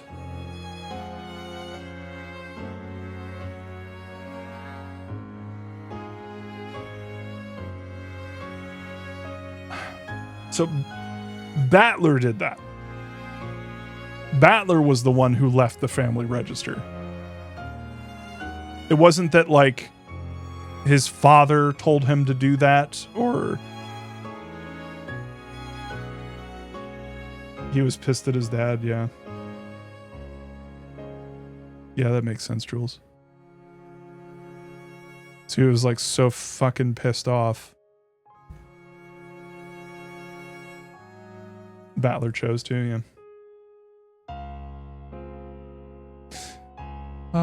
Another Battler. I just don't like the way that she said that. It may be true, but it's just like it sounds calculated, you know? It sounds like there was an we must prudently choose a fitting partner for you. As everyone related to the Yoshiramiya family knew, Ava adored George immensely. But that didn't mean she had pampered him. She had been strict with him and had raised him into a wonderful boy who wouldn't betray her expectations. That was why she treasured him so. Your partner certainly won't be selected based on your parents' profit and loss. I'll bring you a suitable and truly wonderful woman. At this moment, your immaturity might make this seem unpleasant to you. But if you're going to take my advice on anything, listen to me now. Have I ever failed to act in your best interest? No, you haven't. That's enough for now. So, let's go. We're keeping father waiting. Hurry to the mansion. Well, sorry, you two. See you later. George bowed to the two of them, and after bowing once more to Shannon, he dashed off into the mansion. I'll be going with him. Forgive me for interrupting such an entertaining conversation, Jessica-chan. Shannon-chan. No.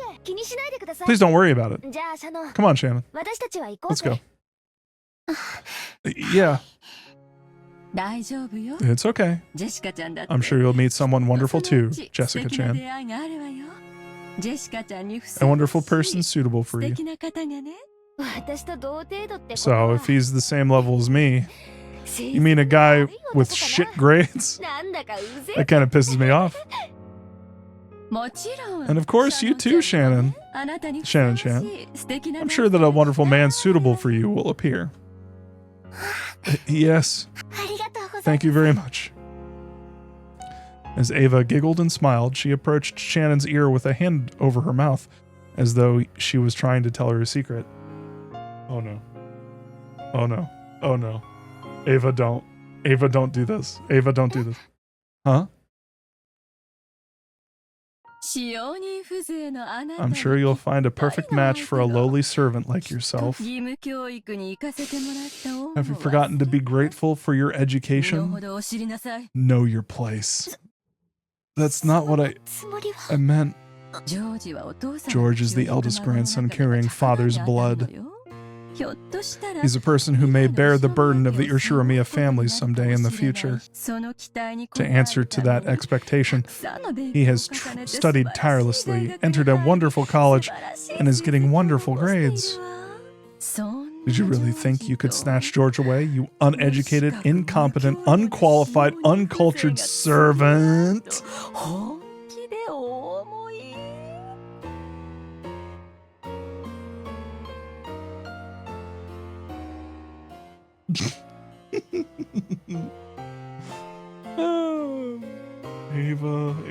Ava, holy fucking shit. Those malicious words all poured into Shannon's ear without spilling a drop. To Shannon, it was like cold water was being poured in there. I didn't mean... This was all whispered to Shannon in secret. And with the same smile as before, Jessica, who could only see Ava's expression, didn't think it was anything other than Ava telling Shannon some embarrassing story about love. Jessica. When their secret conversation ended, Ava patted Shannon's shoulders as though she was urging her on. Daijoubu. Don't worry. I'm sure you'll find a perfect match for a partner. Right. Giggle, giggle, giggle, giggle, giggle. Okay, Jessica-chan. See you later. Yeah, see you later. And make sure you tell me about how you and Uncle Hideyoshi next time. No way.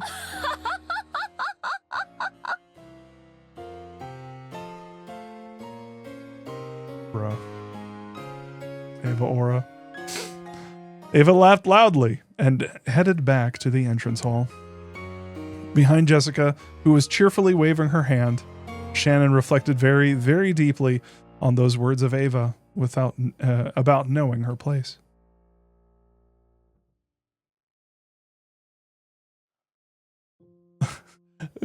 Automod is not letting great man say vile woman. What the hell? Let great man say vile woman. I mean, you should find someone other than George, but you need to rip that vile woman's rooster comb off. Woman slur. Woman derogatory. It's time for me to take a serious look at how full of myself I've been acting. I forgot. I'm furniture. Furniture isn't human. So I'm a being who must feel gratitude for even being treated like a human. And I am not permitted to wish for anything more. People sometimes develop affection for furniture they're used to using. But that is an emotion on the human side, and the furniture has no right to hope for such a thing. It's enough that furniture serves with simple honesty day after day. That feeling I got when talking to George Sama and Jessica Sama is the same as a forbidden drug to me. In other words, it may be an emotion I must never experience. Shannon, you've had your head in the clouds for some time now. Do you not feel well? No. My apologies. Natsuhi's words were right on the mark. Even Shannon couldn't believe that she hadn't noticed Natsuhi until she had called. Normally, it was essential that she focus on her cleaning at this time of day, but she spent all her time sighing and hardly making any progress. Even when there aren't any guests around, you must always be alert. Behavior like this is shameful for an Ushirimiya family servant. Yes, ma'am. I will take care from now on. The head and my husband will return very soon. Have you finished cleaning the study? Have you finished cleaning the staircase? My apologies. Not yet. Yes, I know. So I had Lunan do it? Lunan? While you were plodding around cleaning the hallway, she finished cleaning the study and the staircase. Lunan? That's because, I wanted to clean it properly, so it took some time. Shannon was simple and honest, so she would always carry out her tasks seriously and properly without any omissions. Oh, is this this must be the servant who went missing that they were talking about, that like in episode 1, right?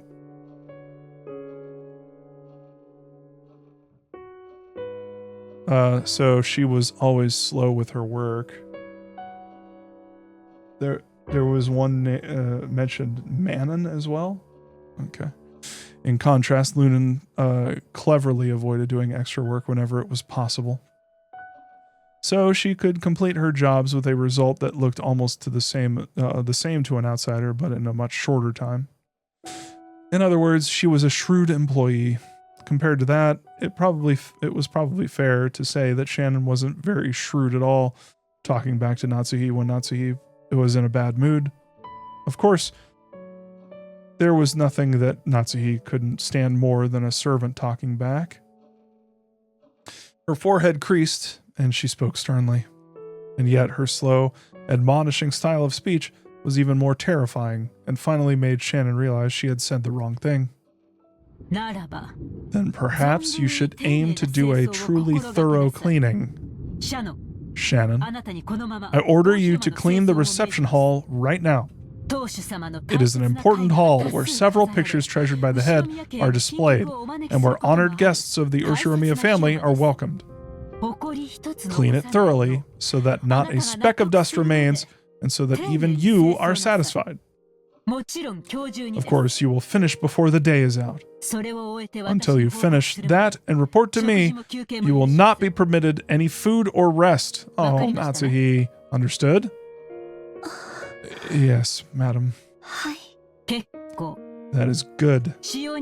Servants should endeavor to only use those words. The next time you talk back, your punishment will be even more severe, so with that in mind, engrave those words into your heart.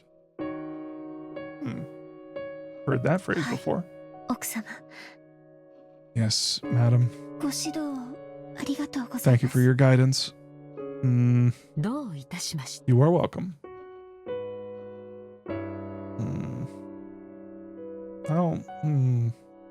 I like Natsuhi, but I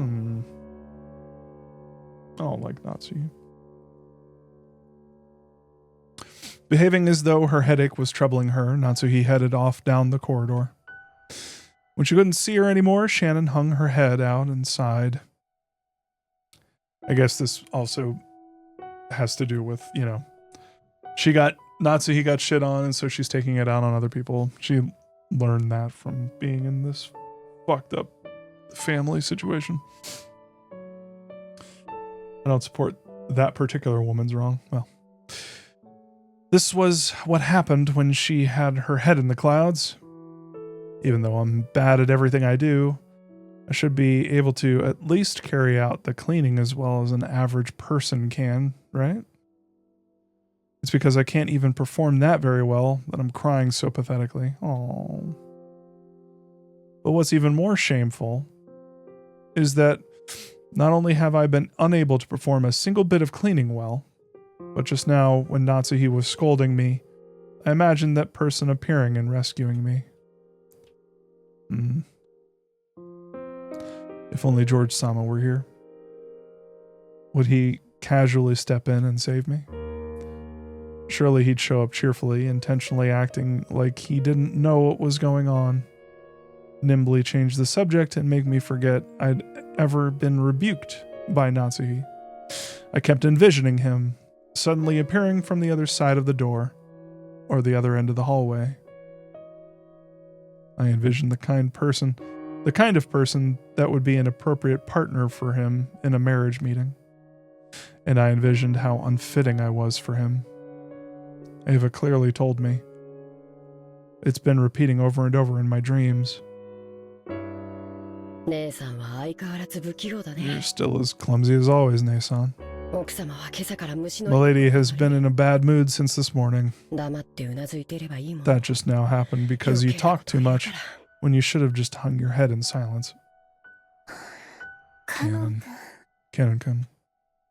Cannon was suddenly there. His footsteps were always quieter than a cat's, and he never left any trace of his presence. He probably could have stood there forever, as she still wouldn't have noticed him. The expression on Cannon's face was one of hatred. He made that expression for Shannon, who didn't know how to do it herself. Madam and Luden can fall into hell. That person knows where Madam checks and only cleans those areas. Her cleaning just now was like that. I know because I saw. She wasn't really cleaning. She's just the worst kind of parasite leeching off through your thorough cleaning. You mustn't use such dirty words. Dirty words pollute your clean soul, Cannon-kun.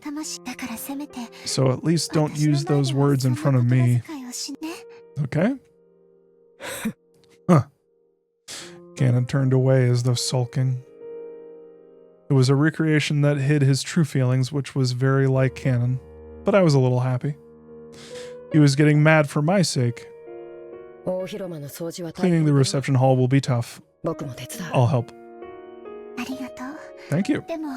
But I was the one Madam ordered, so don't worry. Don't you also have your own work, Cannon-kun? It's a filthy job. My soul was polluted long ago. Cannon, can you fuck? Cannon then hung his head and bit his lower lip. Just hearing you say you'll help is enough for me. If you don't go back to your own job, then you'll be punished as well. And that would make me sad. Shannon knew Cannon's character well. Sometimes he didn't think enough about himself. If I don't refuse forcefully, he'll help me even if it means neglecting his own job. Cannon was a little sad that his goodwill had been rejected, but he realized that what he was doing would only hurt her more in the end, and he gave a single small sigh. Understood. Do your best, Nei-san. Yes. And I am also partly to blame. You weren't at fault at all, Nei-san. No, I am. So go now. Cannon-kun's face showed that he still hadn't completely accepted it, but without being any more obstinate, he disappeared. Even though Cannon-kun came to give me words of comfort when I was down, even so, I was dejected again because it wasn't him. That in itself was a sin. It went far beyond any dream the likes of me could be permitted to see. I don't know my place. Shannon, who had neglected breakfast, already felt her concentration begin to waver. Oh, man. But if she didn't finish up cleaning the reception hall, she wouldn't receive Natsuhi's permission to eat. That cruel Natsuhi had surely told the kitchen something to that effect. I have to respectfully receive Madam's punishment. That's right. My position in the world is furniture, and I've been intoxicated by a dream that's beyond me.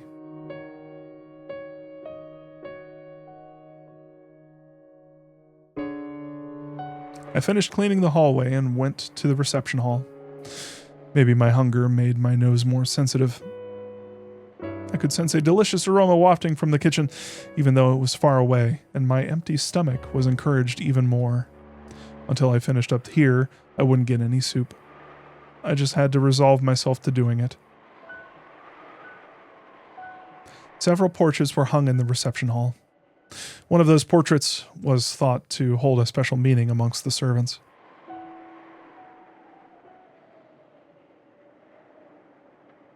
It was the portrait of the witch. That wasn't its true name, but everyone in the mansion called it that. The name of the woman with elegant blonde hair drawn as the subject of that portrait was Beatrice. It was whispered that she might be the former mistress of Kinzo, the family head, and also that she was the great witch who had given Kinzo the gold of the legend. The witch, Beatrice, master of the night on Rokonjima. She was gracious to those who respected her, but she would surely curse those who made light of her. It was in Shannon's character not to neglect rules and beliefs such as those. So she thought of the portrait of her other master as that person herself and always treated it carefully, treasuring it. And it had become part of her daily routine to tell the witch, who only existed inside the portrait, the secrets of her heart. She was furniture. Furniture doesn't complain. Cannot complain. She had no right to speak her mind about her difficult days. She had no right to open her mouth and say those words. So she at least spoke her mind inside her heart. She spoke her mind inside her heart using words she couldn't say aloud and protested to the formless witch. Of course, the witch didn't answer. She didn't console, and she didn't laugh it off. Shannon could only interpret that silence as she liked, as though the witch was responding agreeably. Beatrice-sama. Please listen to the story of my worthless self. As Shannon wiped the dust from the witch's portrait, she spoke that inside of her heart. I certainly am incompetent and uncultured, just as Eva-sama said. I'm not a person. So maybe I have no right to love. But in that case, why was I given a heart that can know love? At that point, Shannon held back her tears for a moment. The sound of the rain, which had started falling, along with the chill air in the reception hall, made her feel as though her shabbiness had increased another level. Real furniture doesn't have anything like a heart. So they don't have to love people, right? So they don't feel pain. If I'm just another piece of furniture, why do I have a heart? If it's going to be this painful and this harsh, I wish I was never given a heart like this.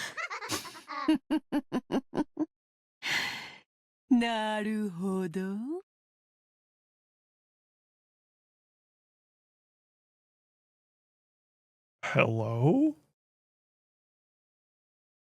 I see. So a heart was given to furniture. It would seem that even that that man is capable of some quite amusing things every now and then. Cackle, cackle. What? Bruh. She's gonna start. Oh, you gotta run. She's gonna start telling you to kiss her feet.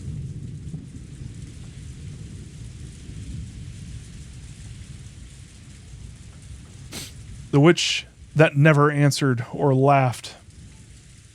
Answered and laughed. And I called it.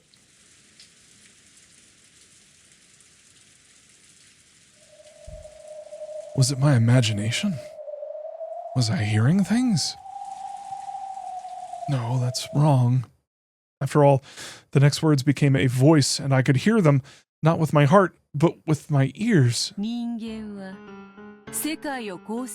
Humans have continually searched for the elements that make up the world since before the modern era. It is said that in ancient times, the Greeks tried explaining the world with the 4 elements of wind, fire, water, and earth. And after that, over several millennia, humans added several elements to those 4, trying to explain the world with several interpretations such as the 5 elements, the 6 elements, the 7 elements, the 8 elements, and the 12 elements.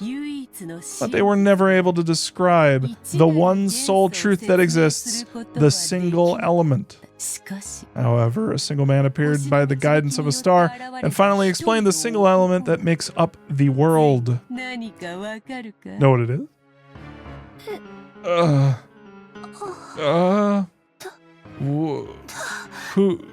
Who? Shannon fearfully turned around.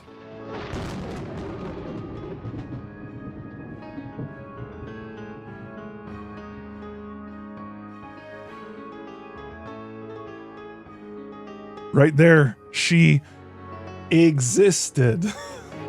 Why do they keep doing that? Existed. Also, yes, Queen. Not an illusion, but as a reality. The contrast made by the lightning made it clear that this was no mere daydream. It's love. Cackle, cackle, cackle, cackle. The witch of the portrait elegantly held a golden pipe to her mouth and giggled.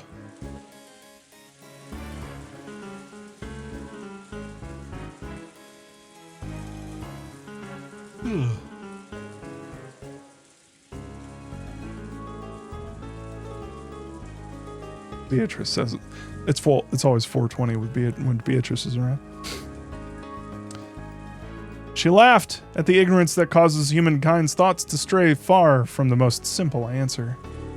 That man explained everything in the world with love. That is the single element. That man fully explained how the world was constructed with the smallest possible number.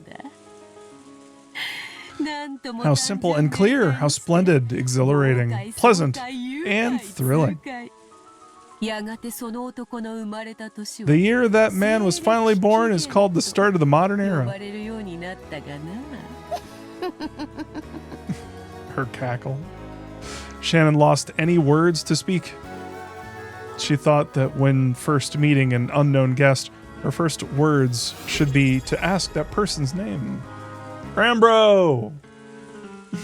The Fifth Element was a fun movie. It's true. It's true. Also, I want to see Beatrice in that one outfit. Did Shannon pass out from hunger? Is that what's happening right now? Is that Is that what's going on here? Her first words as a person's name. But without saying anything, Shannon knew this person's name, so she refrained. No, surely it would be the greatest disrespect for someone who lived or worked on this island to ask this woman her name. After all, she was the other master of this island besides Kinzo. Beatrice-sama. Ah, Beatrice! Beatrice! Indeed! I am Beatrice! Even after 1,000 years, I see people still always give me this look when we first meet. Her cackle is very good. So glad you have that on subword. Yeah, hell yeah. I also got and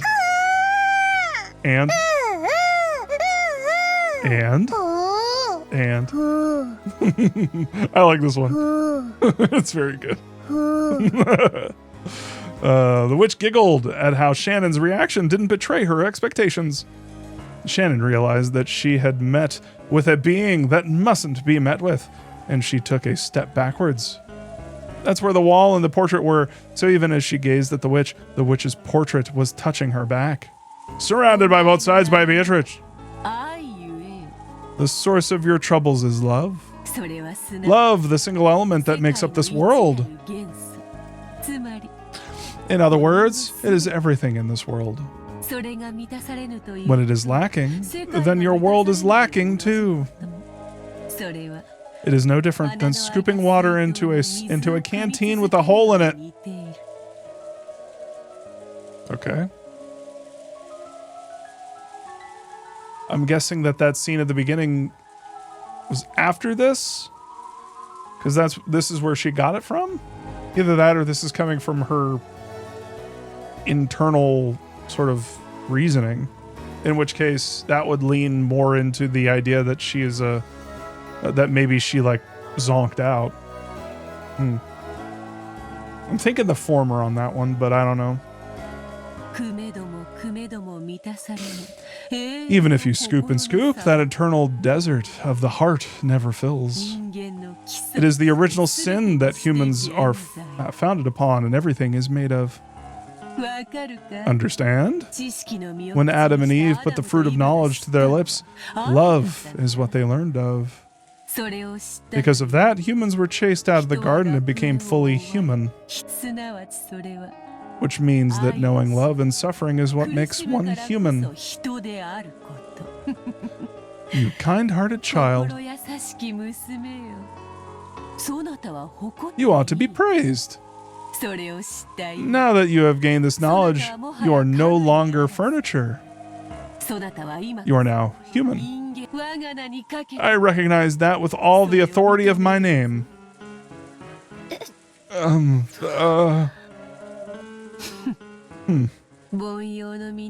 Is it hard for a common person to understand? Very well then. Cackle, cackle. Forgive me. It has been a long time since I have spoken with a human. Allow me to apologize for my talkativeness. Talkativeness. Without waiting for a reply from Shannon, Beatrice laughed pleasantly for a while. Perhaps this isn't much by way of an apology, but I would be willing to grant you that wish of yours with my power if you so desire. Huh? The meaning of those words surprised Shannon even more than the witch's sudden appearance. I am offering to bring you and the one you love together. Normally I would demand something of equal value in return. Cackle. However, I am in a good mood. And you have never failed to pay your respects to me in the past. That is something worth rewarding. Is that true? Normally Shannon would have been shocked and struck dumb by this seemingly impossible guest. However, almost as though she was already under the witch's spell, Shannon responded. With my magic, It would be no trouble at all to arrange for you to be joined with the one you love. Yes, of course. Shannon almost said that without thinking, but held back with her last bit of common sense. After all, this is a witch. A sinister being. The witch Beatrice is clearly trying to slip in through the cracks of my heart and take me prisoner. That sort of temptation, which so many fairy tale picture books warned me about when I was young, is right in front of me now. Fear is the mind killer. Fear is also a form of respect. It may be pleasant for me, but we will make no progress this way. It may not differ much from the image of a detestable witch that you hold in your mind. However, I do bestow my favor upon those who respect me. Aren't humans the same? Well, I doubt any human would bestow a favor upon one with such a hostile attitude. My apologies. I didn't mean... Shannon eventually realized how rude she was acting towards this guest. And she finally digested the words that had been spoken to her a short while ago. You are no longer furniture. Now you are human. As she reflected upon those words, Shannon felt as though the witch understood all her worries. What was that, just now? About a reward?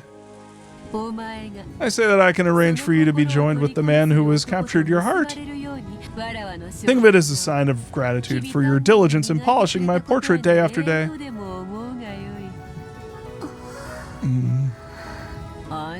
Calm yourself. I asked for nothing in return. I am generous. You can believe me.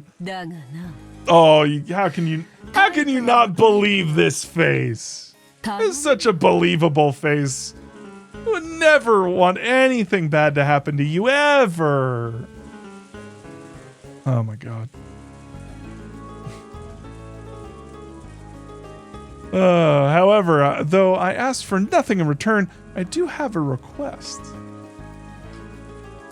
Look, here it comes. Part of Shannon's heart sent her a warning. That is what all those scary picture books she'd read when she was little had warned her about. Do you know the small torii and shrine that have been constructed on the ocean very near this island, which you can see when you gaze at the cliffs? Shannon immediately remembered it.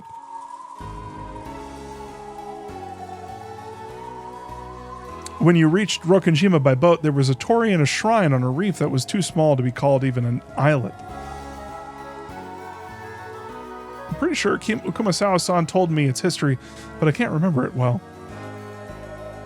A traveling shugenja, a kind of holy man, had built it or prayed there or something. Yeah, I know about it. But why do you bring it up? I will not explain everything, including the very basics, to one ignorant of demons. Simply put, it's causing me trouble. Huh. The truth is, there's a mirror kept inside that shrine. Okay. I want you to break it. It was quite a suspicious request. Shannon didn't know the details, but anything stored inside a shrine would have to be something sacred. And she wants me to break it? Why would a witch ask a human for help instead of doing it herself? There was no need for Shannon to speak her thoughts aloud. Beatrice responded to Shannon's reasonable doubt before Shannon could even give her an answer. The magical power of that mirror opposes my own. I cannot explain it well with human words. For example, let us speak of the differences between utensils. The mirror is a fork, and my power is soup. You cannot drink soup with a fork, correct? If only the resistance of that mirror were gone, I could produce a spoon ideal for drinking soup.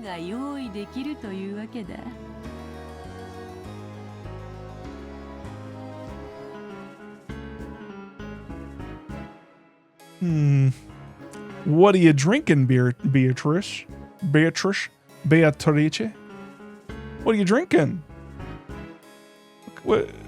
I like this metaphor, but what are you drinking, ma'am? Ma'am?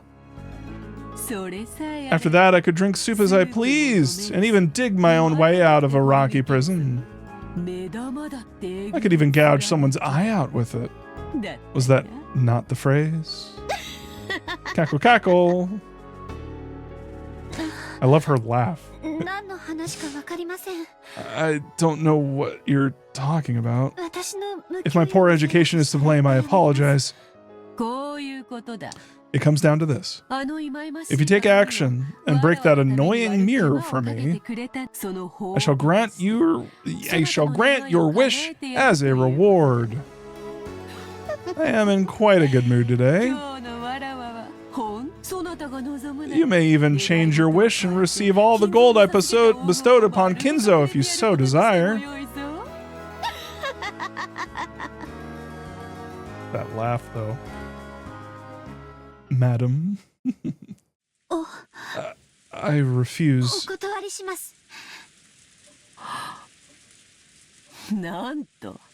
What? Look at that face.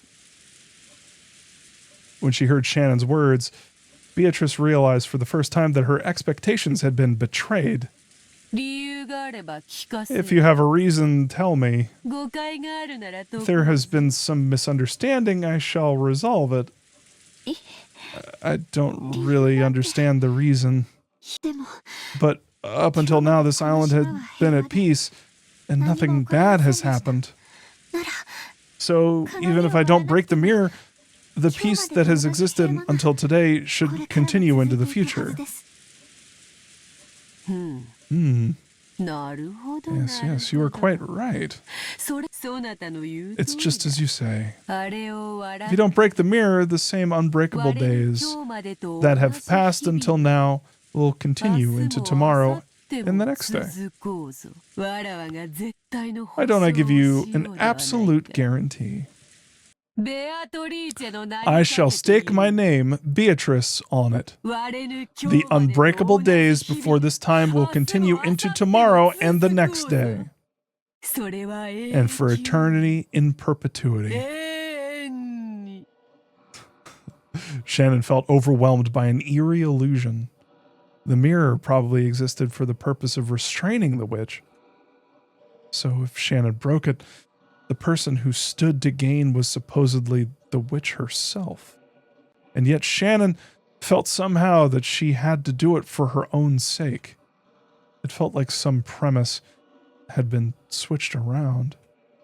I will do nothing but grant you a chance to bring your feelings to fruition. It's up to you to decide whether you'll break it or not. If you break it, I shall grant your wish. If you don't, the tomorrows that came before today will continue for all eternity. Your wish will not be granted for all time. Do you understand? Do you see what I mean? Cackle, cackle. Or did she just curse us with the fucking... Is she doing the Doctor Strange thing from the first movie? Where we're experiencing the same day over and over again until we break the frickin' mirror?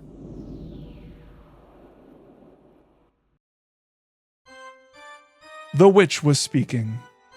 She was pressing Shannon, saying she must break the mirror if she wanted to be united with George.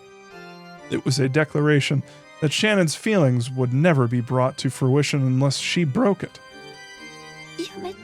Please, stop it. I don't want to hear something like that. It was never my goal to cause you pain. Oh well. When love leads to madness, that is when we see the true charm of humanity. Enjoy that emotion to your heart's content. However, if you wish to borrow my power, feel free to break that mirror at any time. And then you may yell my name and awaken me. I will certainly keep my promise. This way, you should have no complaints, right? I won't force you to decide right now. Easy, is it not? Was it really such an easy thing to do?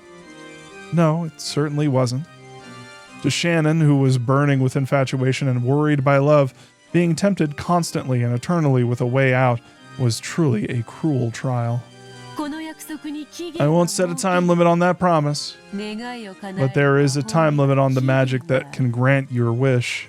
That limit is not of my making. The one you love will decide it himself.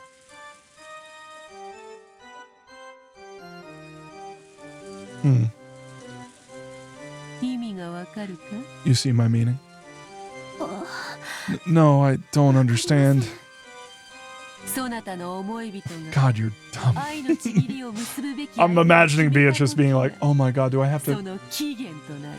Oh, maybe you are furniture. Jesus. Let me explain it again. When the one you care for finds the partner to whom he ought to pledge his love, that limit will be reached. I am being I'm pretending to be Beatrice in a joking way. Anyway. She is a literal child, yes. Oh, chair-brained. Yeah, no. Average City. No, I'm not. Shannon's great. Beatrice is great. It's just I'm pretending that, like, yeah, Beatrice is like annoyed. I'm having fun. Getting a little tired, so I'm getting a little loopy. When the one you care for finds the partner to whom he ought to pledge his love, that limit will be reached. When the one you care for to whom he ought to pledge his love. I guess that brings into the whole thing into question, like, who is George supposed to be getting hitched with?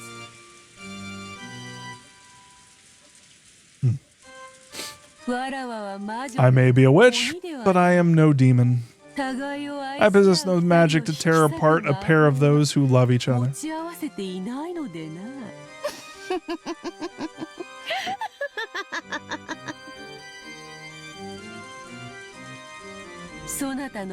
The one you love will soon be attending a marriage meeting, yes?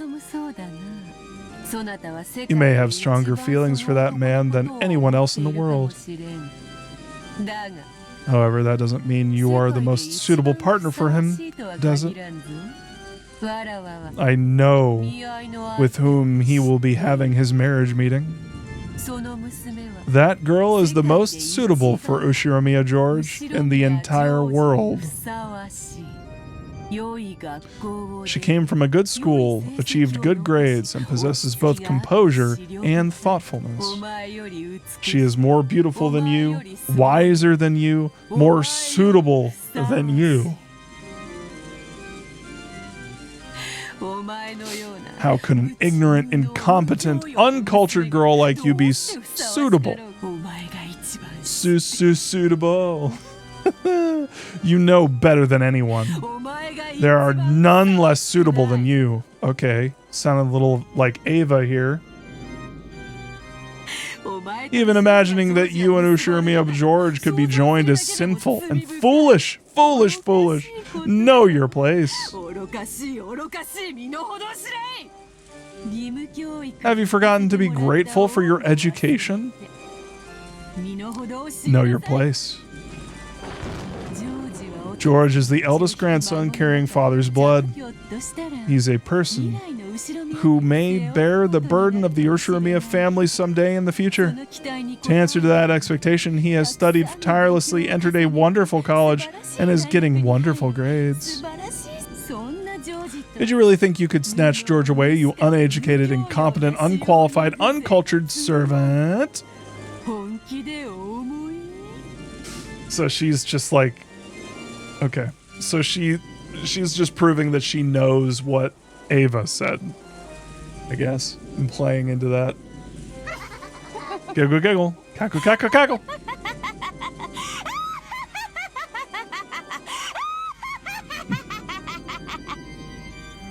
She's having a good time. Stop it. Don't bully Shannon. Who the hell are you? At that time, as Shannon held her head, trying to protect her heart from the blade of Beatrice's words, Cannon ran in front of her. Cannon didn't care who this woman was. If this was an enemy tormenting Shannon, whom he loved and respected as a sister, nothing else mattered. Cannon-kun, stay back. This person is... It seemed Cannon also realized that the being standing before him was the witch of the portrait. I mean, you could literally just look at the portrait and look at her and look, oh, okay. And also that she was something to be feared. I simply wish to give Shannon a chance to claim her reward, but it seems I said too much and ended up hurting her. I must apologize for that. But I shall leave behind that promise as a reward to you.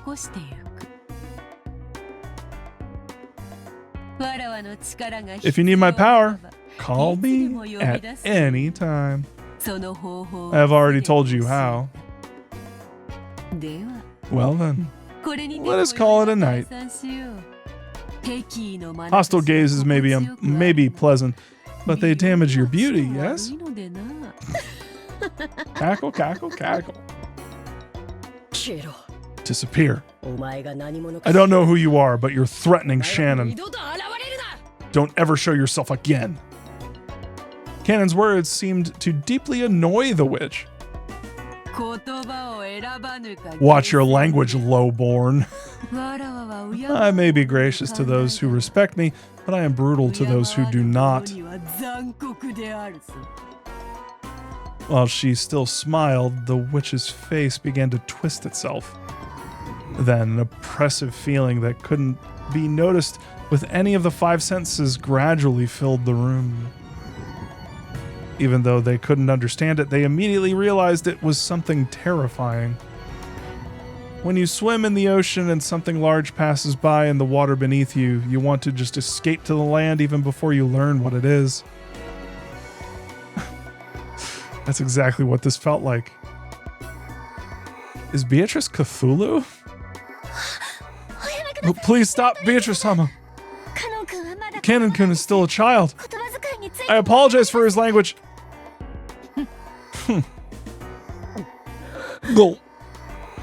Cannon placed his body between the witch and Shannon.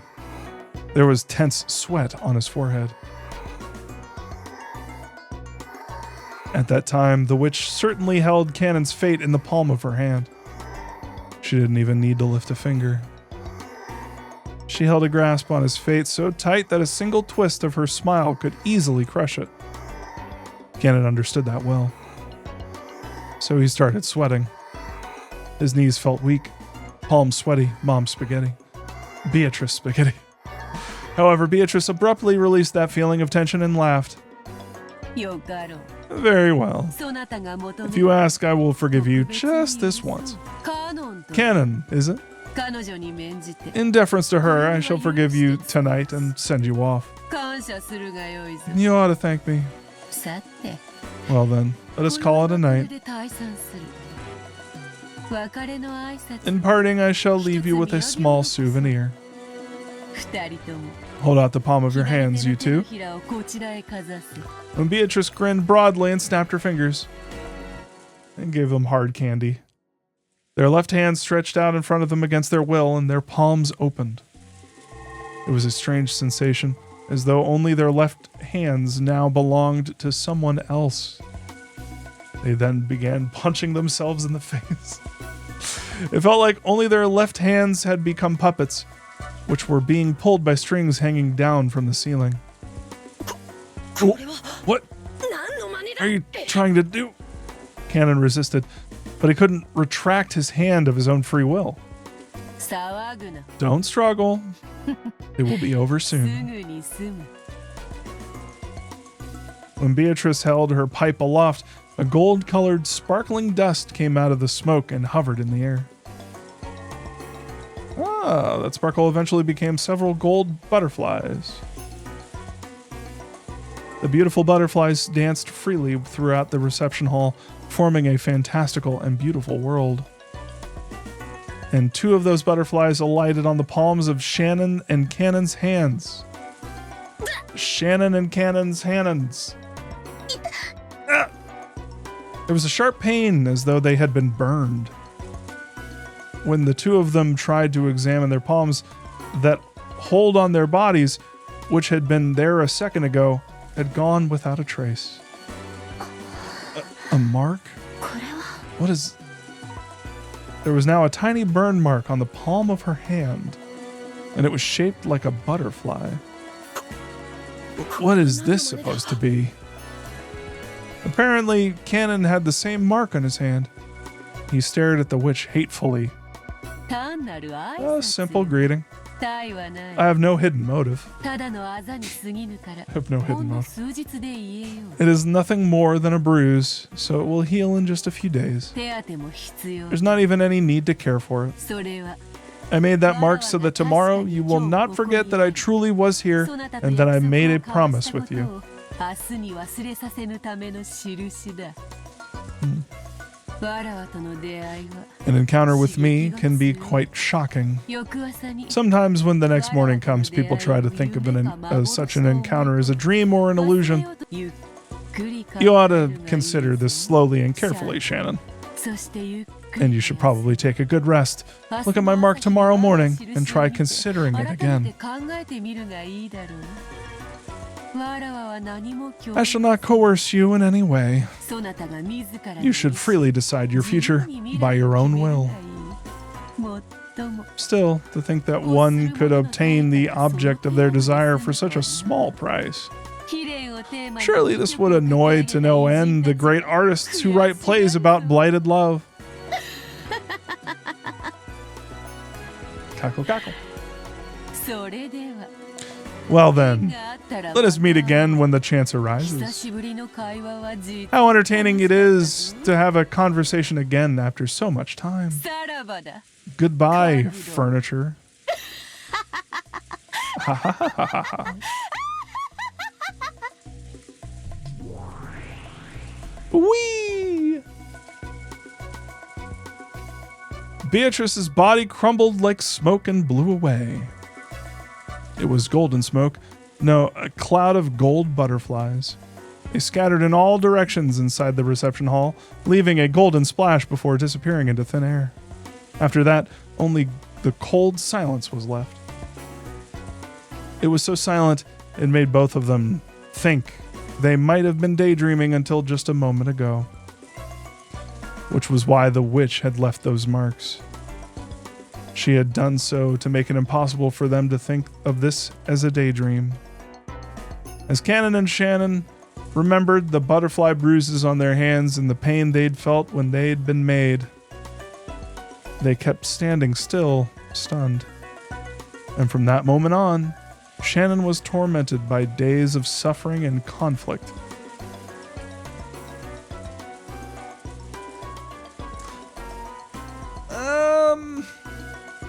All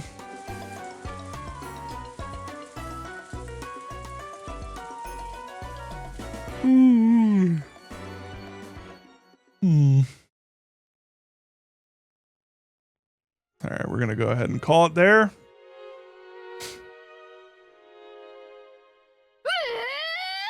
Okay. System. Save. Boink and boink. I don't know why I'm saving twice. All right. Interesting. Very interesting.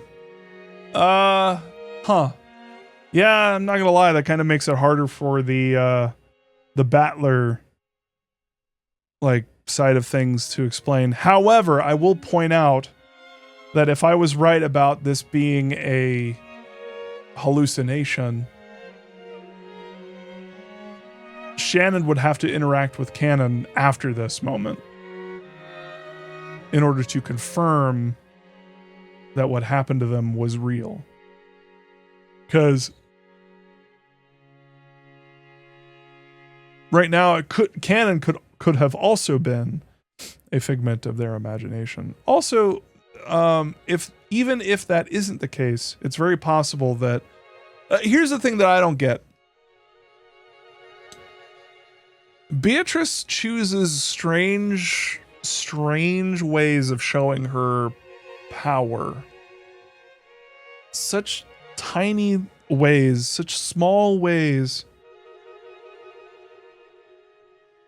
Also, I just want to say Beatrice exists. Like she is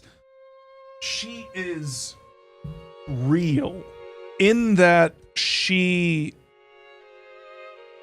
people know who she is. Like Kinzo made her real by making the portrait of her. So in that way, she is a part of everybody's lives, kind of, sort of. Because she is the subject of the painting, so people can conceptualize her in more than just the name, but also in how she looks. So it doesn't matter if she's actually a figment of people's imagination. She exists no matter what. It's just a matter of like whether she is a magical being or not. And right now I don't know. It feels like there are a bunch of tricks being deployed to convince me that she is real, you know? And at this point I'm kind of not memeing. I did the same thing with other stuff that we read before. I guess I'm just not so much interested in the magical explanations. It's more fun for me to try and ground everything and be like, oh yeah, there's a natural explanation for all this stuff, because it gets my brain working in a more fun way for me. It's more entertaining for me to think about selfishly. If it's magic, then people can just say, oh, you know, magic did it. Yeah, oh, how did that happen? Magic. Just exactly like what Battler was saying before. And the fact that like Ryukishi has put that into the game, for me, it's very telling. It's very like he knows what he's doing. And I'm very interested to see how things work. I wouldn't be surprised for it to go either way at this point. There are ways this could be read.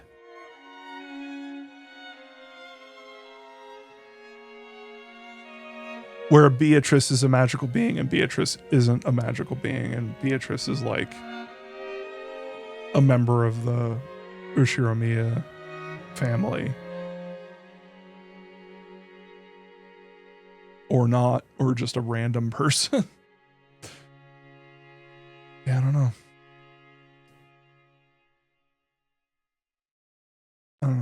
Anyway. If you were to accept everything at face value without consideration, it would be a betrayal, IMO. Yeah. Also, there's a middle ground where Beatrice is a magical being but wasn't the killer. Yeah, Jules, that's kind of what I'm talking about.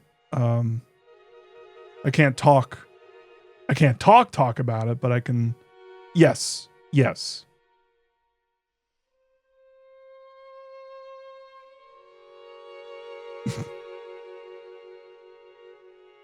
I'm looking forward to seeing your theory as to how magic works in this fiction. Yeah, I'm not gonna lie, like, kind of the only reason I'm even like clinging on to it now is because of Battler and that whole section at the end. And it really is strange because like if Beatrice is a magical being, then it's like, I don't know, like what is she, how does her magic work exactly? Because why isn't she like, why didn't she smite cannon, you know? It's like she had a trick to give them like bruises, but like she didn't have one to just kill him outright, to just like strike him dead for disrespecting her or doing something more drastic. It's like It's like she's got party tricks, but she doesn't have like the ability to do something crazy. Also, I will say that she is offering to give Shannon the ability to let George like fall in love with her, or to like make that a reality. Which by the way, I don't even know if that's. I think it's interesting that. I think it's really interesting that Shannon immediately was like, whoa, you're a witch. No, I'm not. Like, Shannon straight up, even though Shannon like prayed to her, Shannon like prayed to Beatrice. Shannon was like, Beatrice was like, I can make the thing that you want a reality. And Shannon's like, no, It's like, what the hell? It's like Shannon knew something there.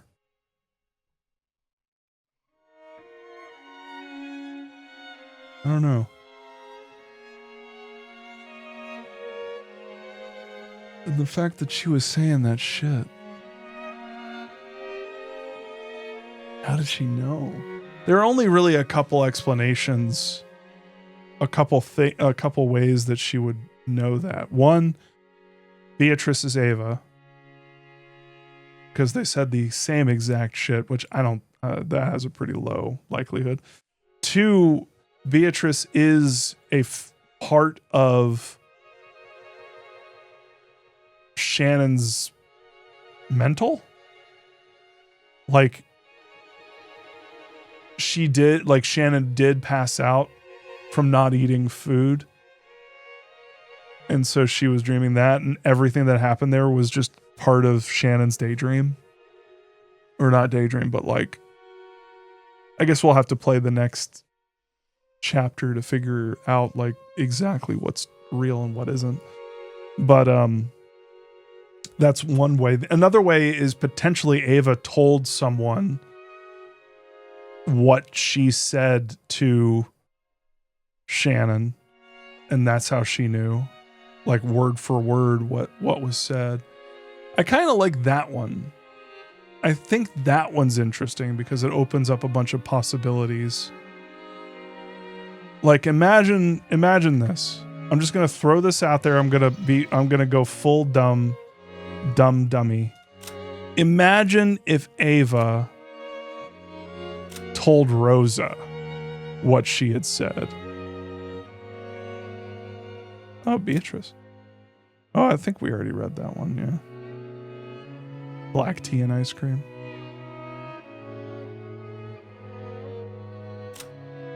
Because I'm still thinking something's weird with Rosa. I don't really know why.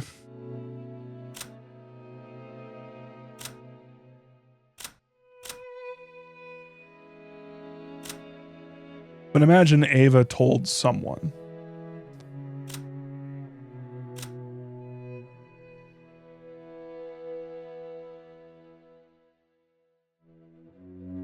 And they have like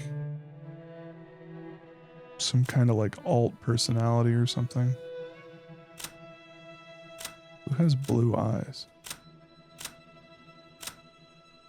I guess it's just Beatrice. And again, everyone basically has like black eyes. Except I guess Maria. Maria's eyes are a little blue. Yeah, I don't know.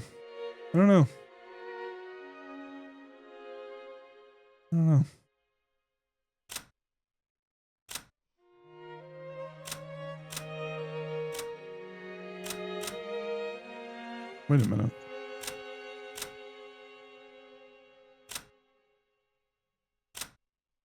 Huh. That's interesting. Rosa's got this like purple dress. And it's kind of the same. Oh, I'm going crazy. All right. Let's go ahead and call it. But yeah, there's a lot. Yeah, there's a lot going on. I'm interested. I don't know. I'm kind of liking this pet theory I have. That like Rose is Beatrice or something. I think it'd be funny. Wait a minute. What is on her? What is this? It's like some kind of a explosion or something? Like clouds, maybe. I don't know. Rain Angels, I don't think so. Because the one-winged... Yeah, look at that. Wait a minute. Wait, what? Look at Maria's. Oh, look at Rosa's. Look. It's like it's like a one-wing, the one-winged crest, but there's like an extra part. It's like a little bird.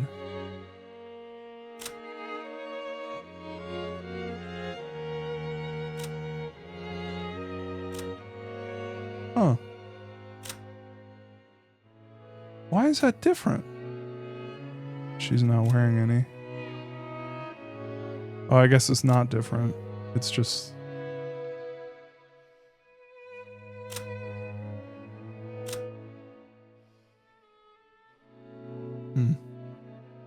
Interesting.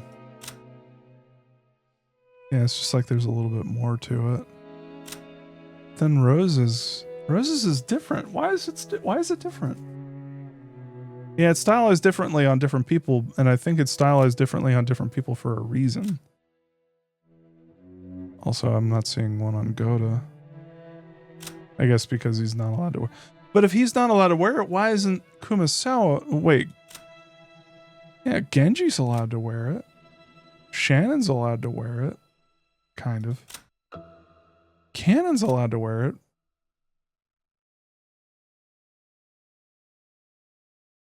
He hasn't served the family long. Part-timers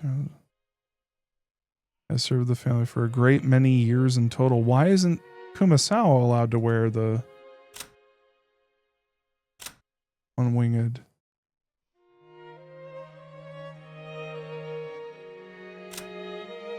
Eagle. It's weird.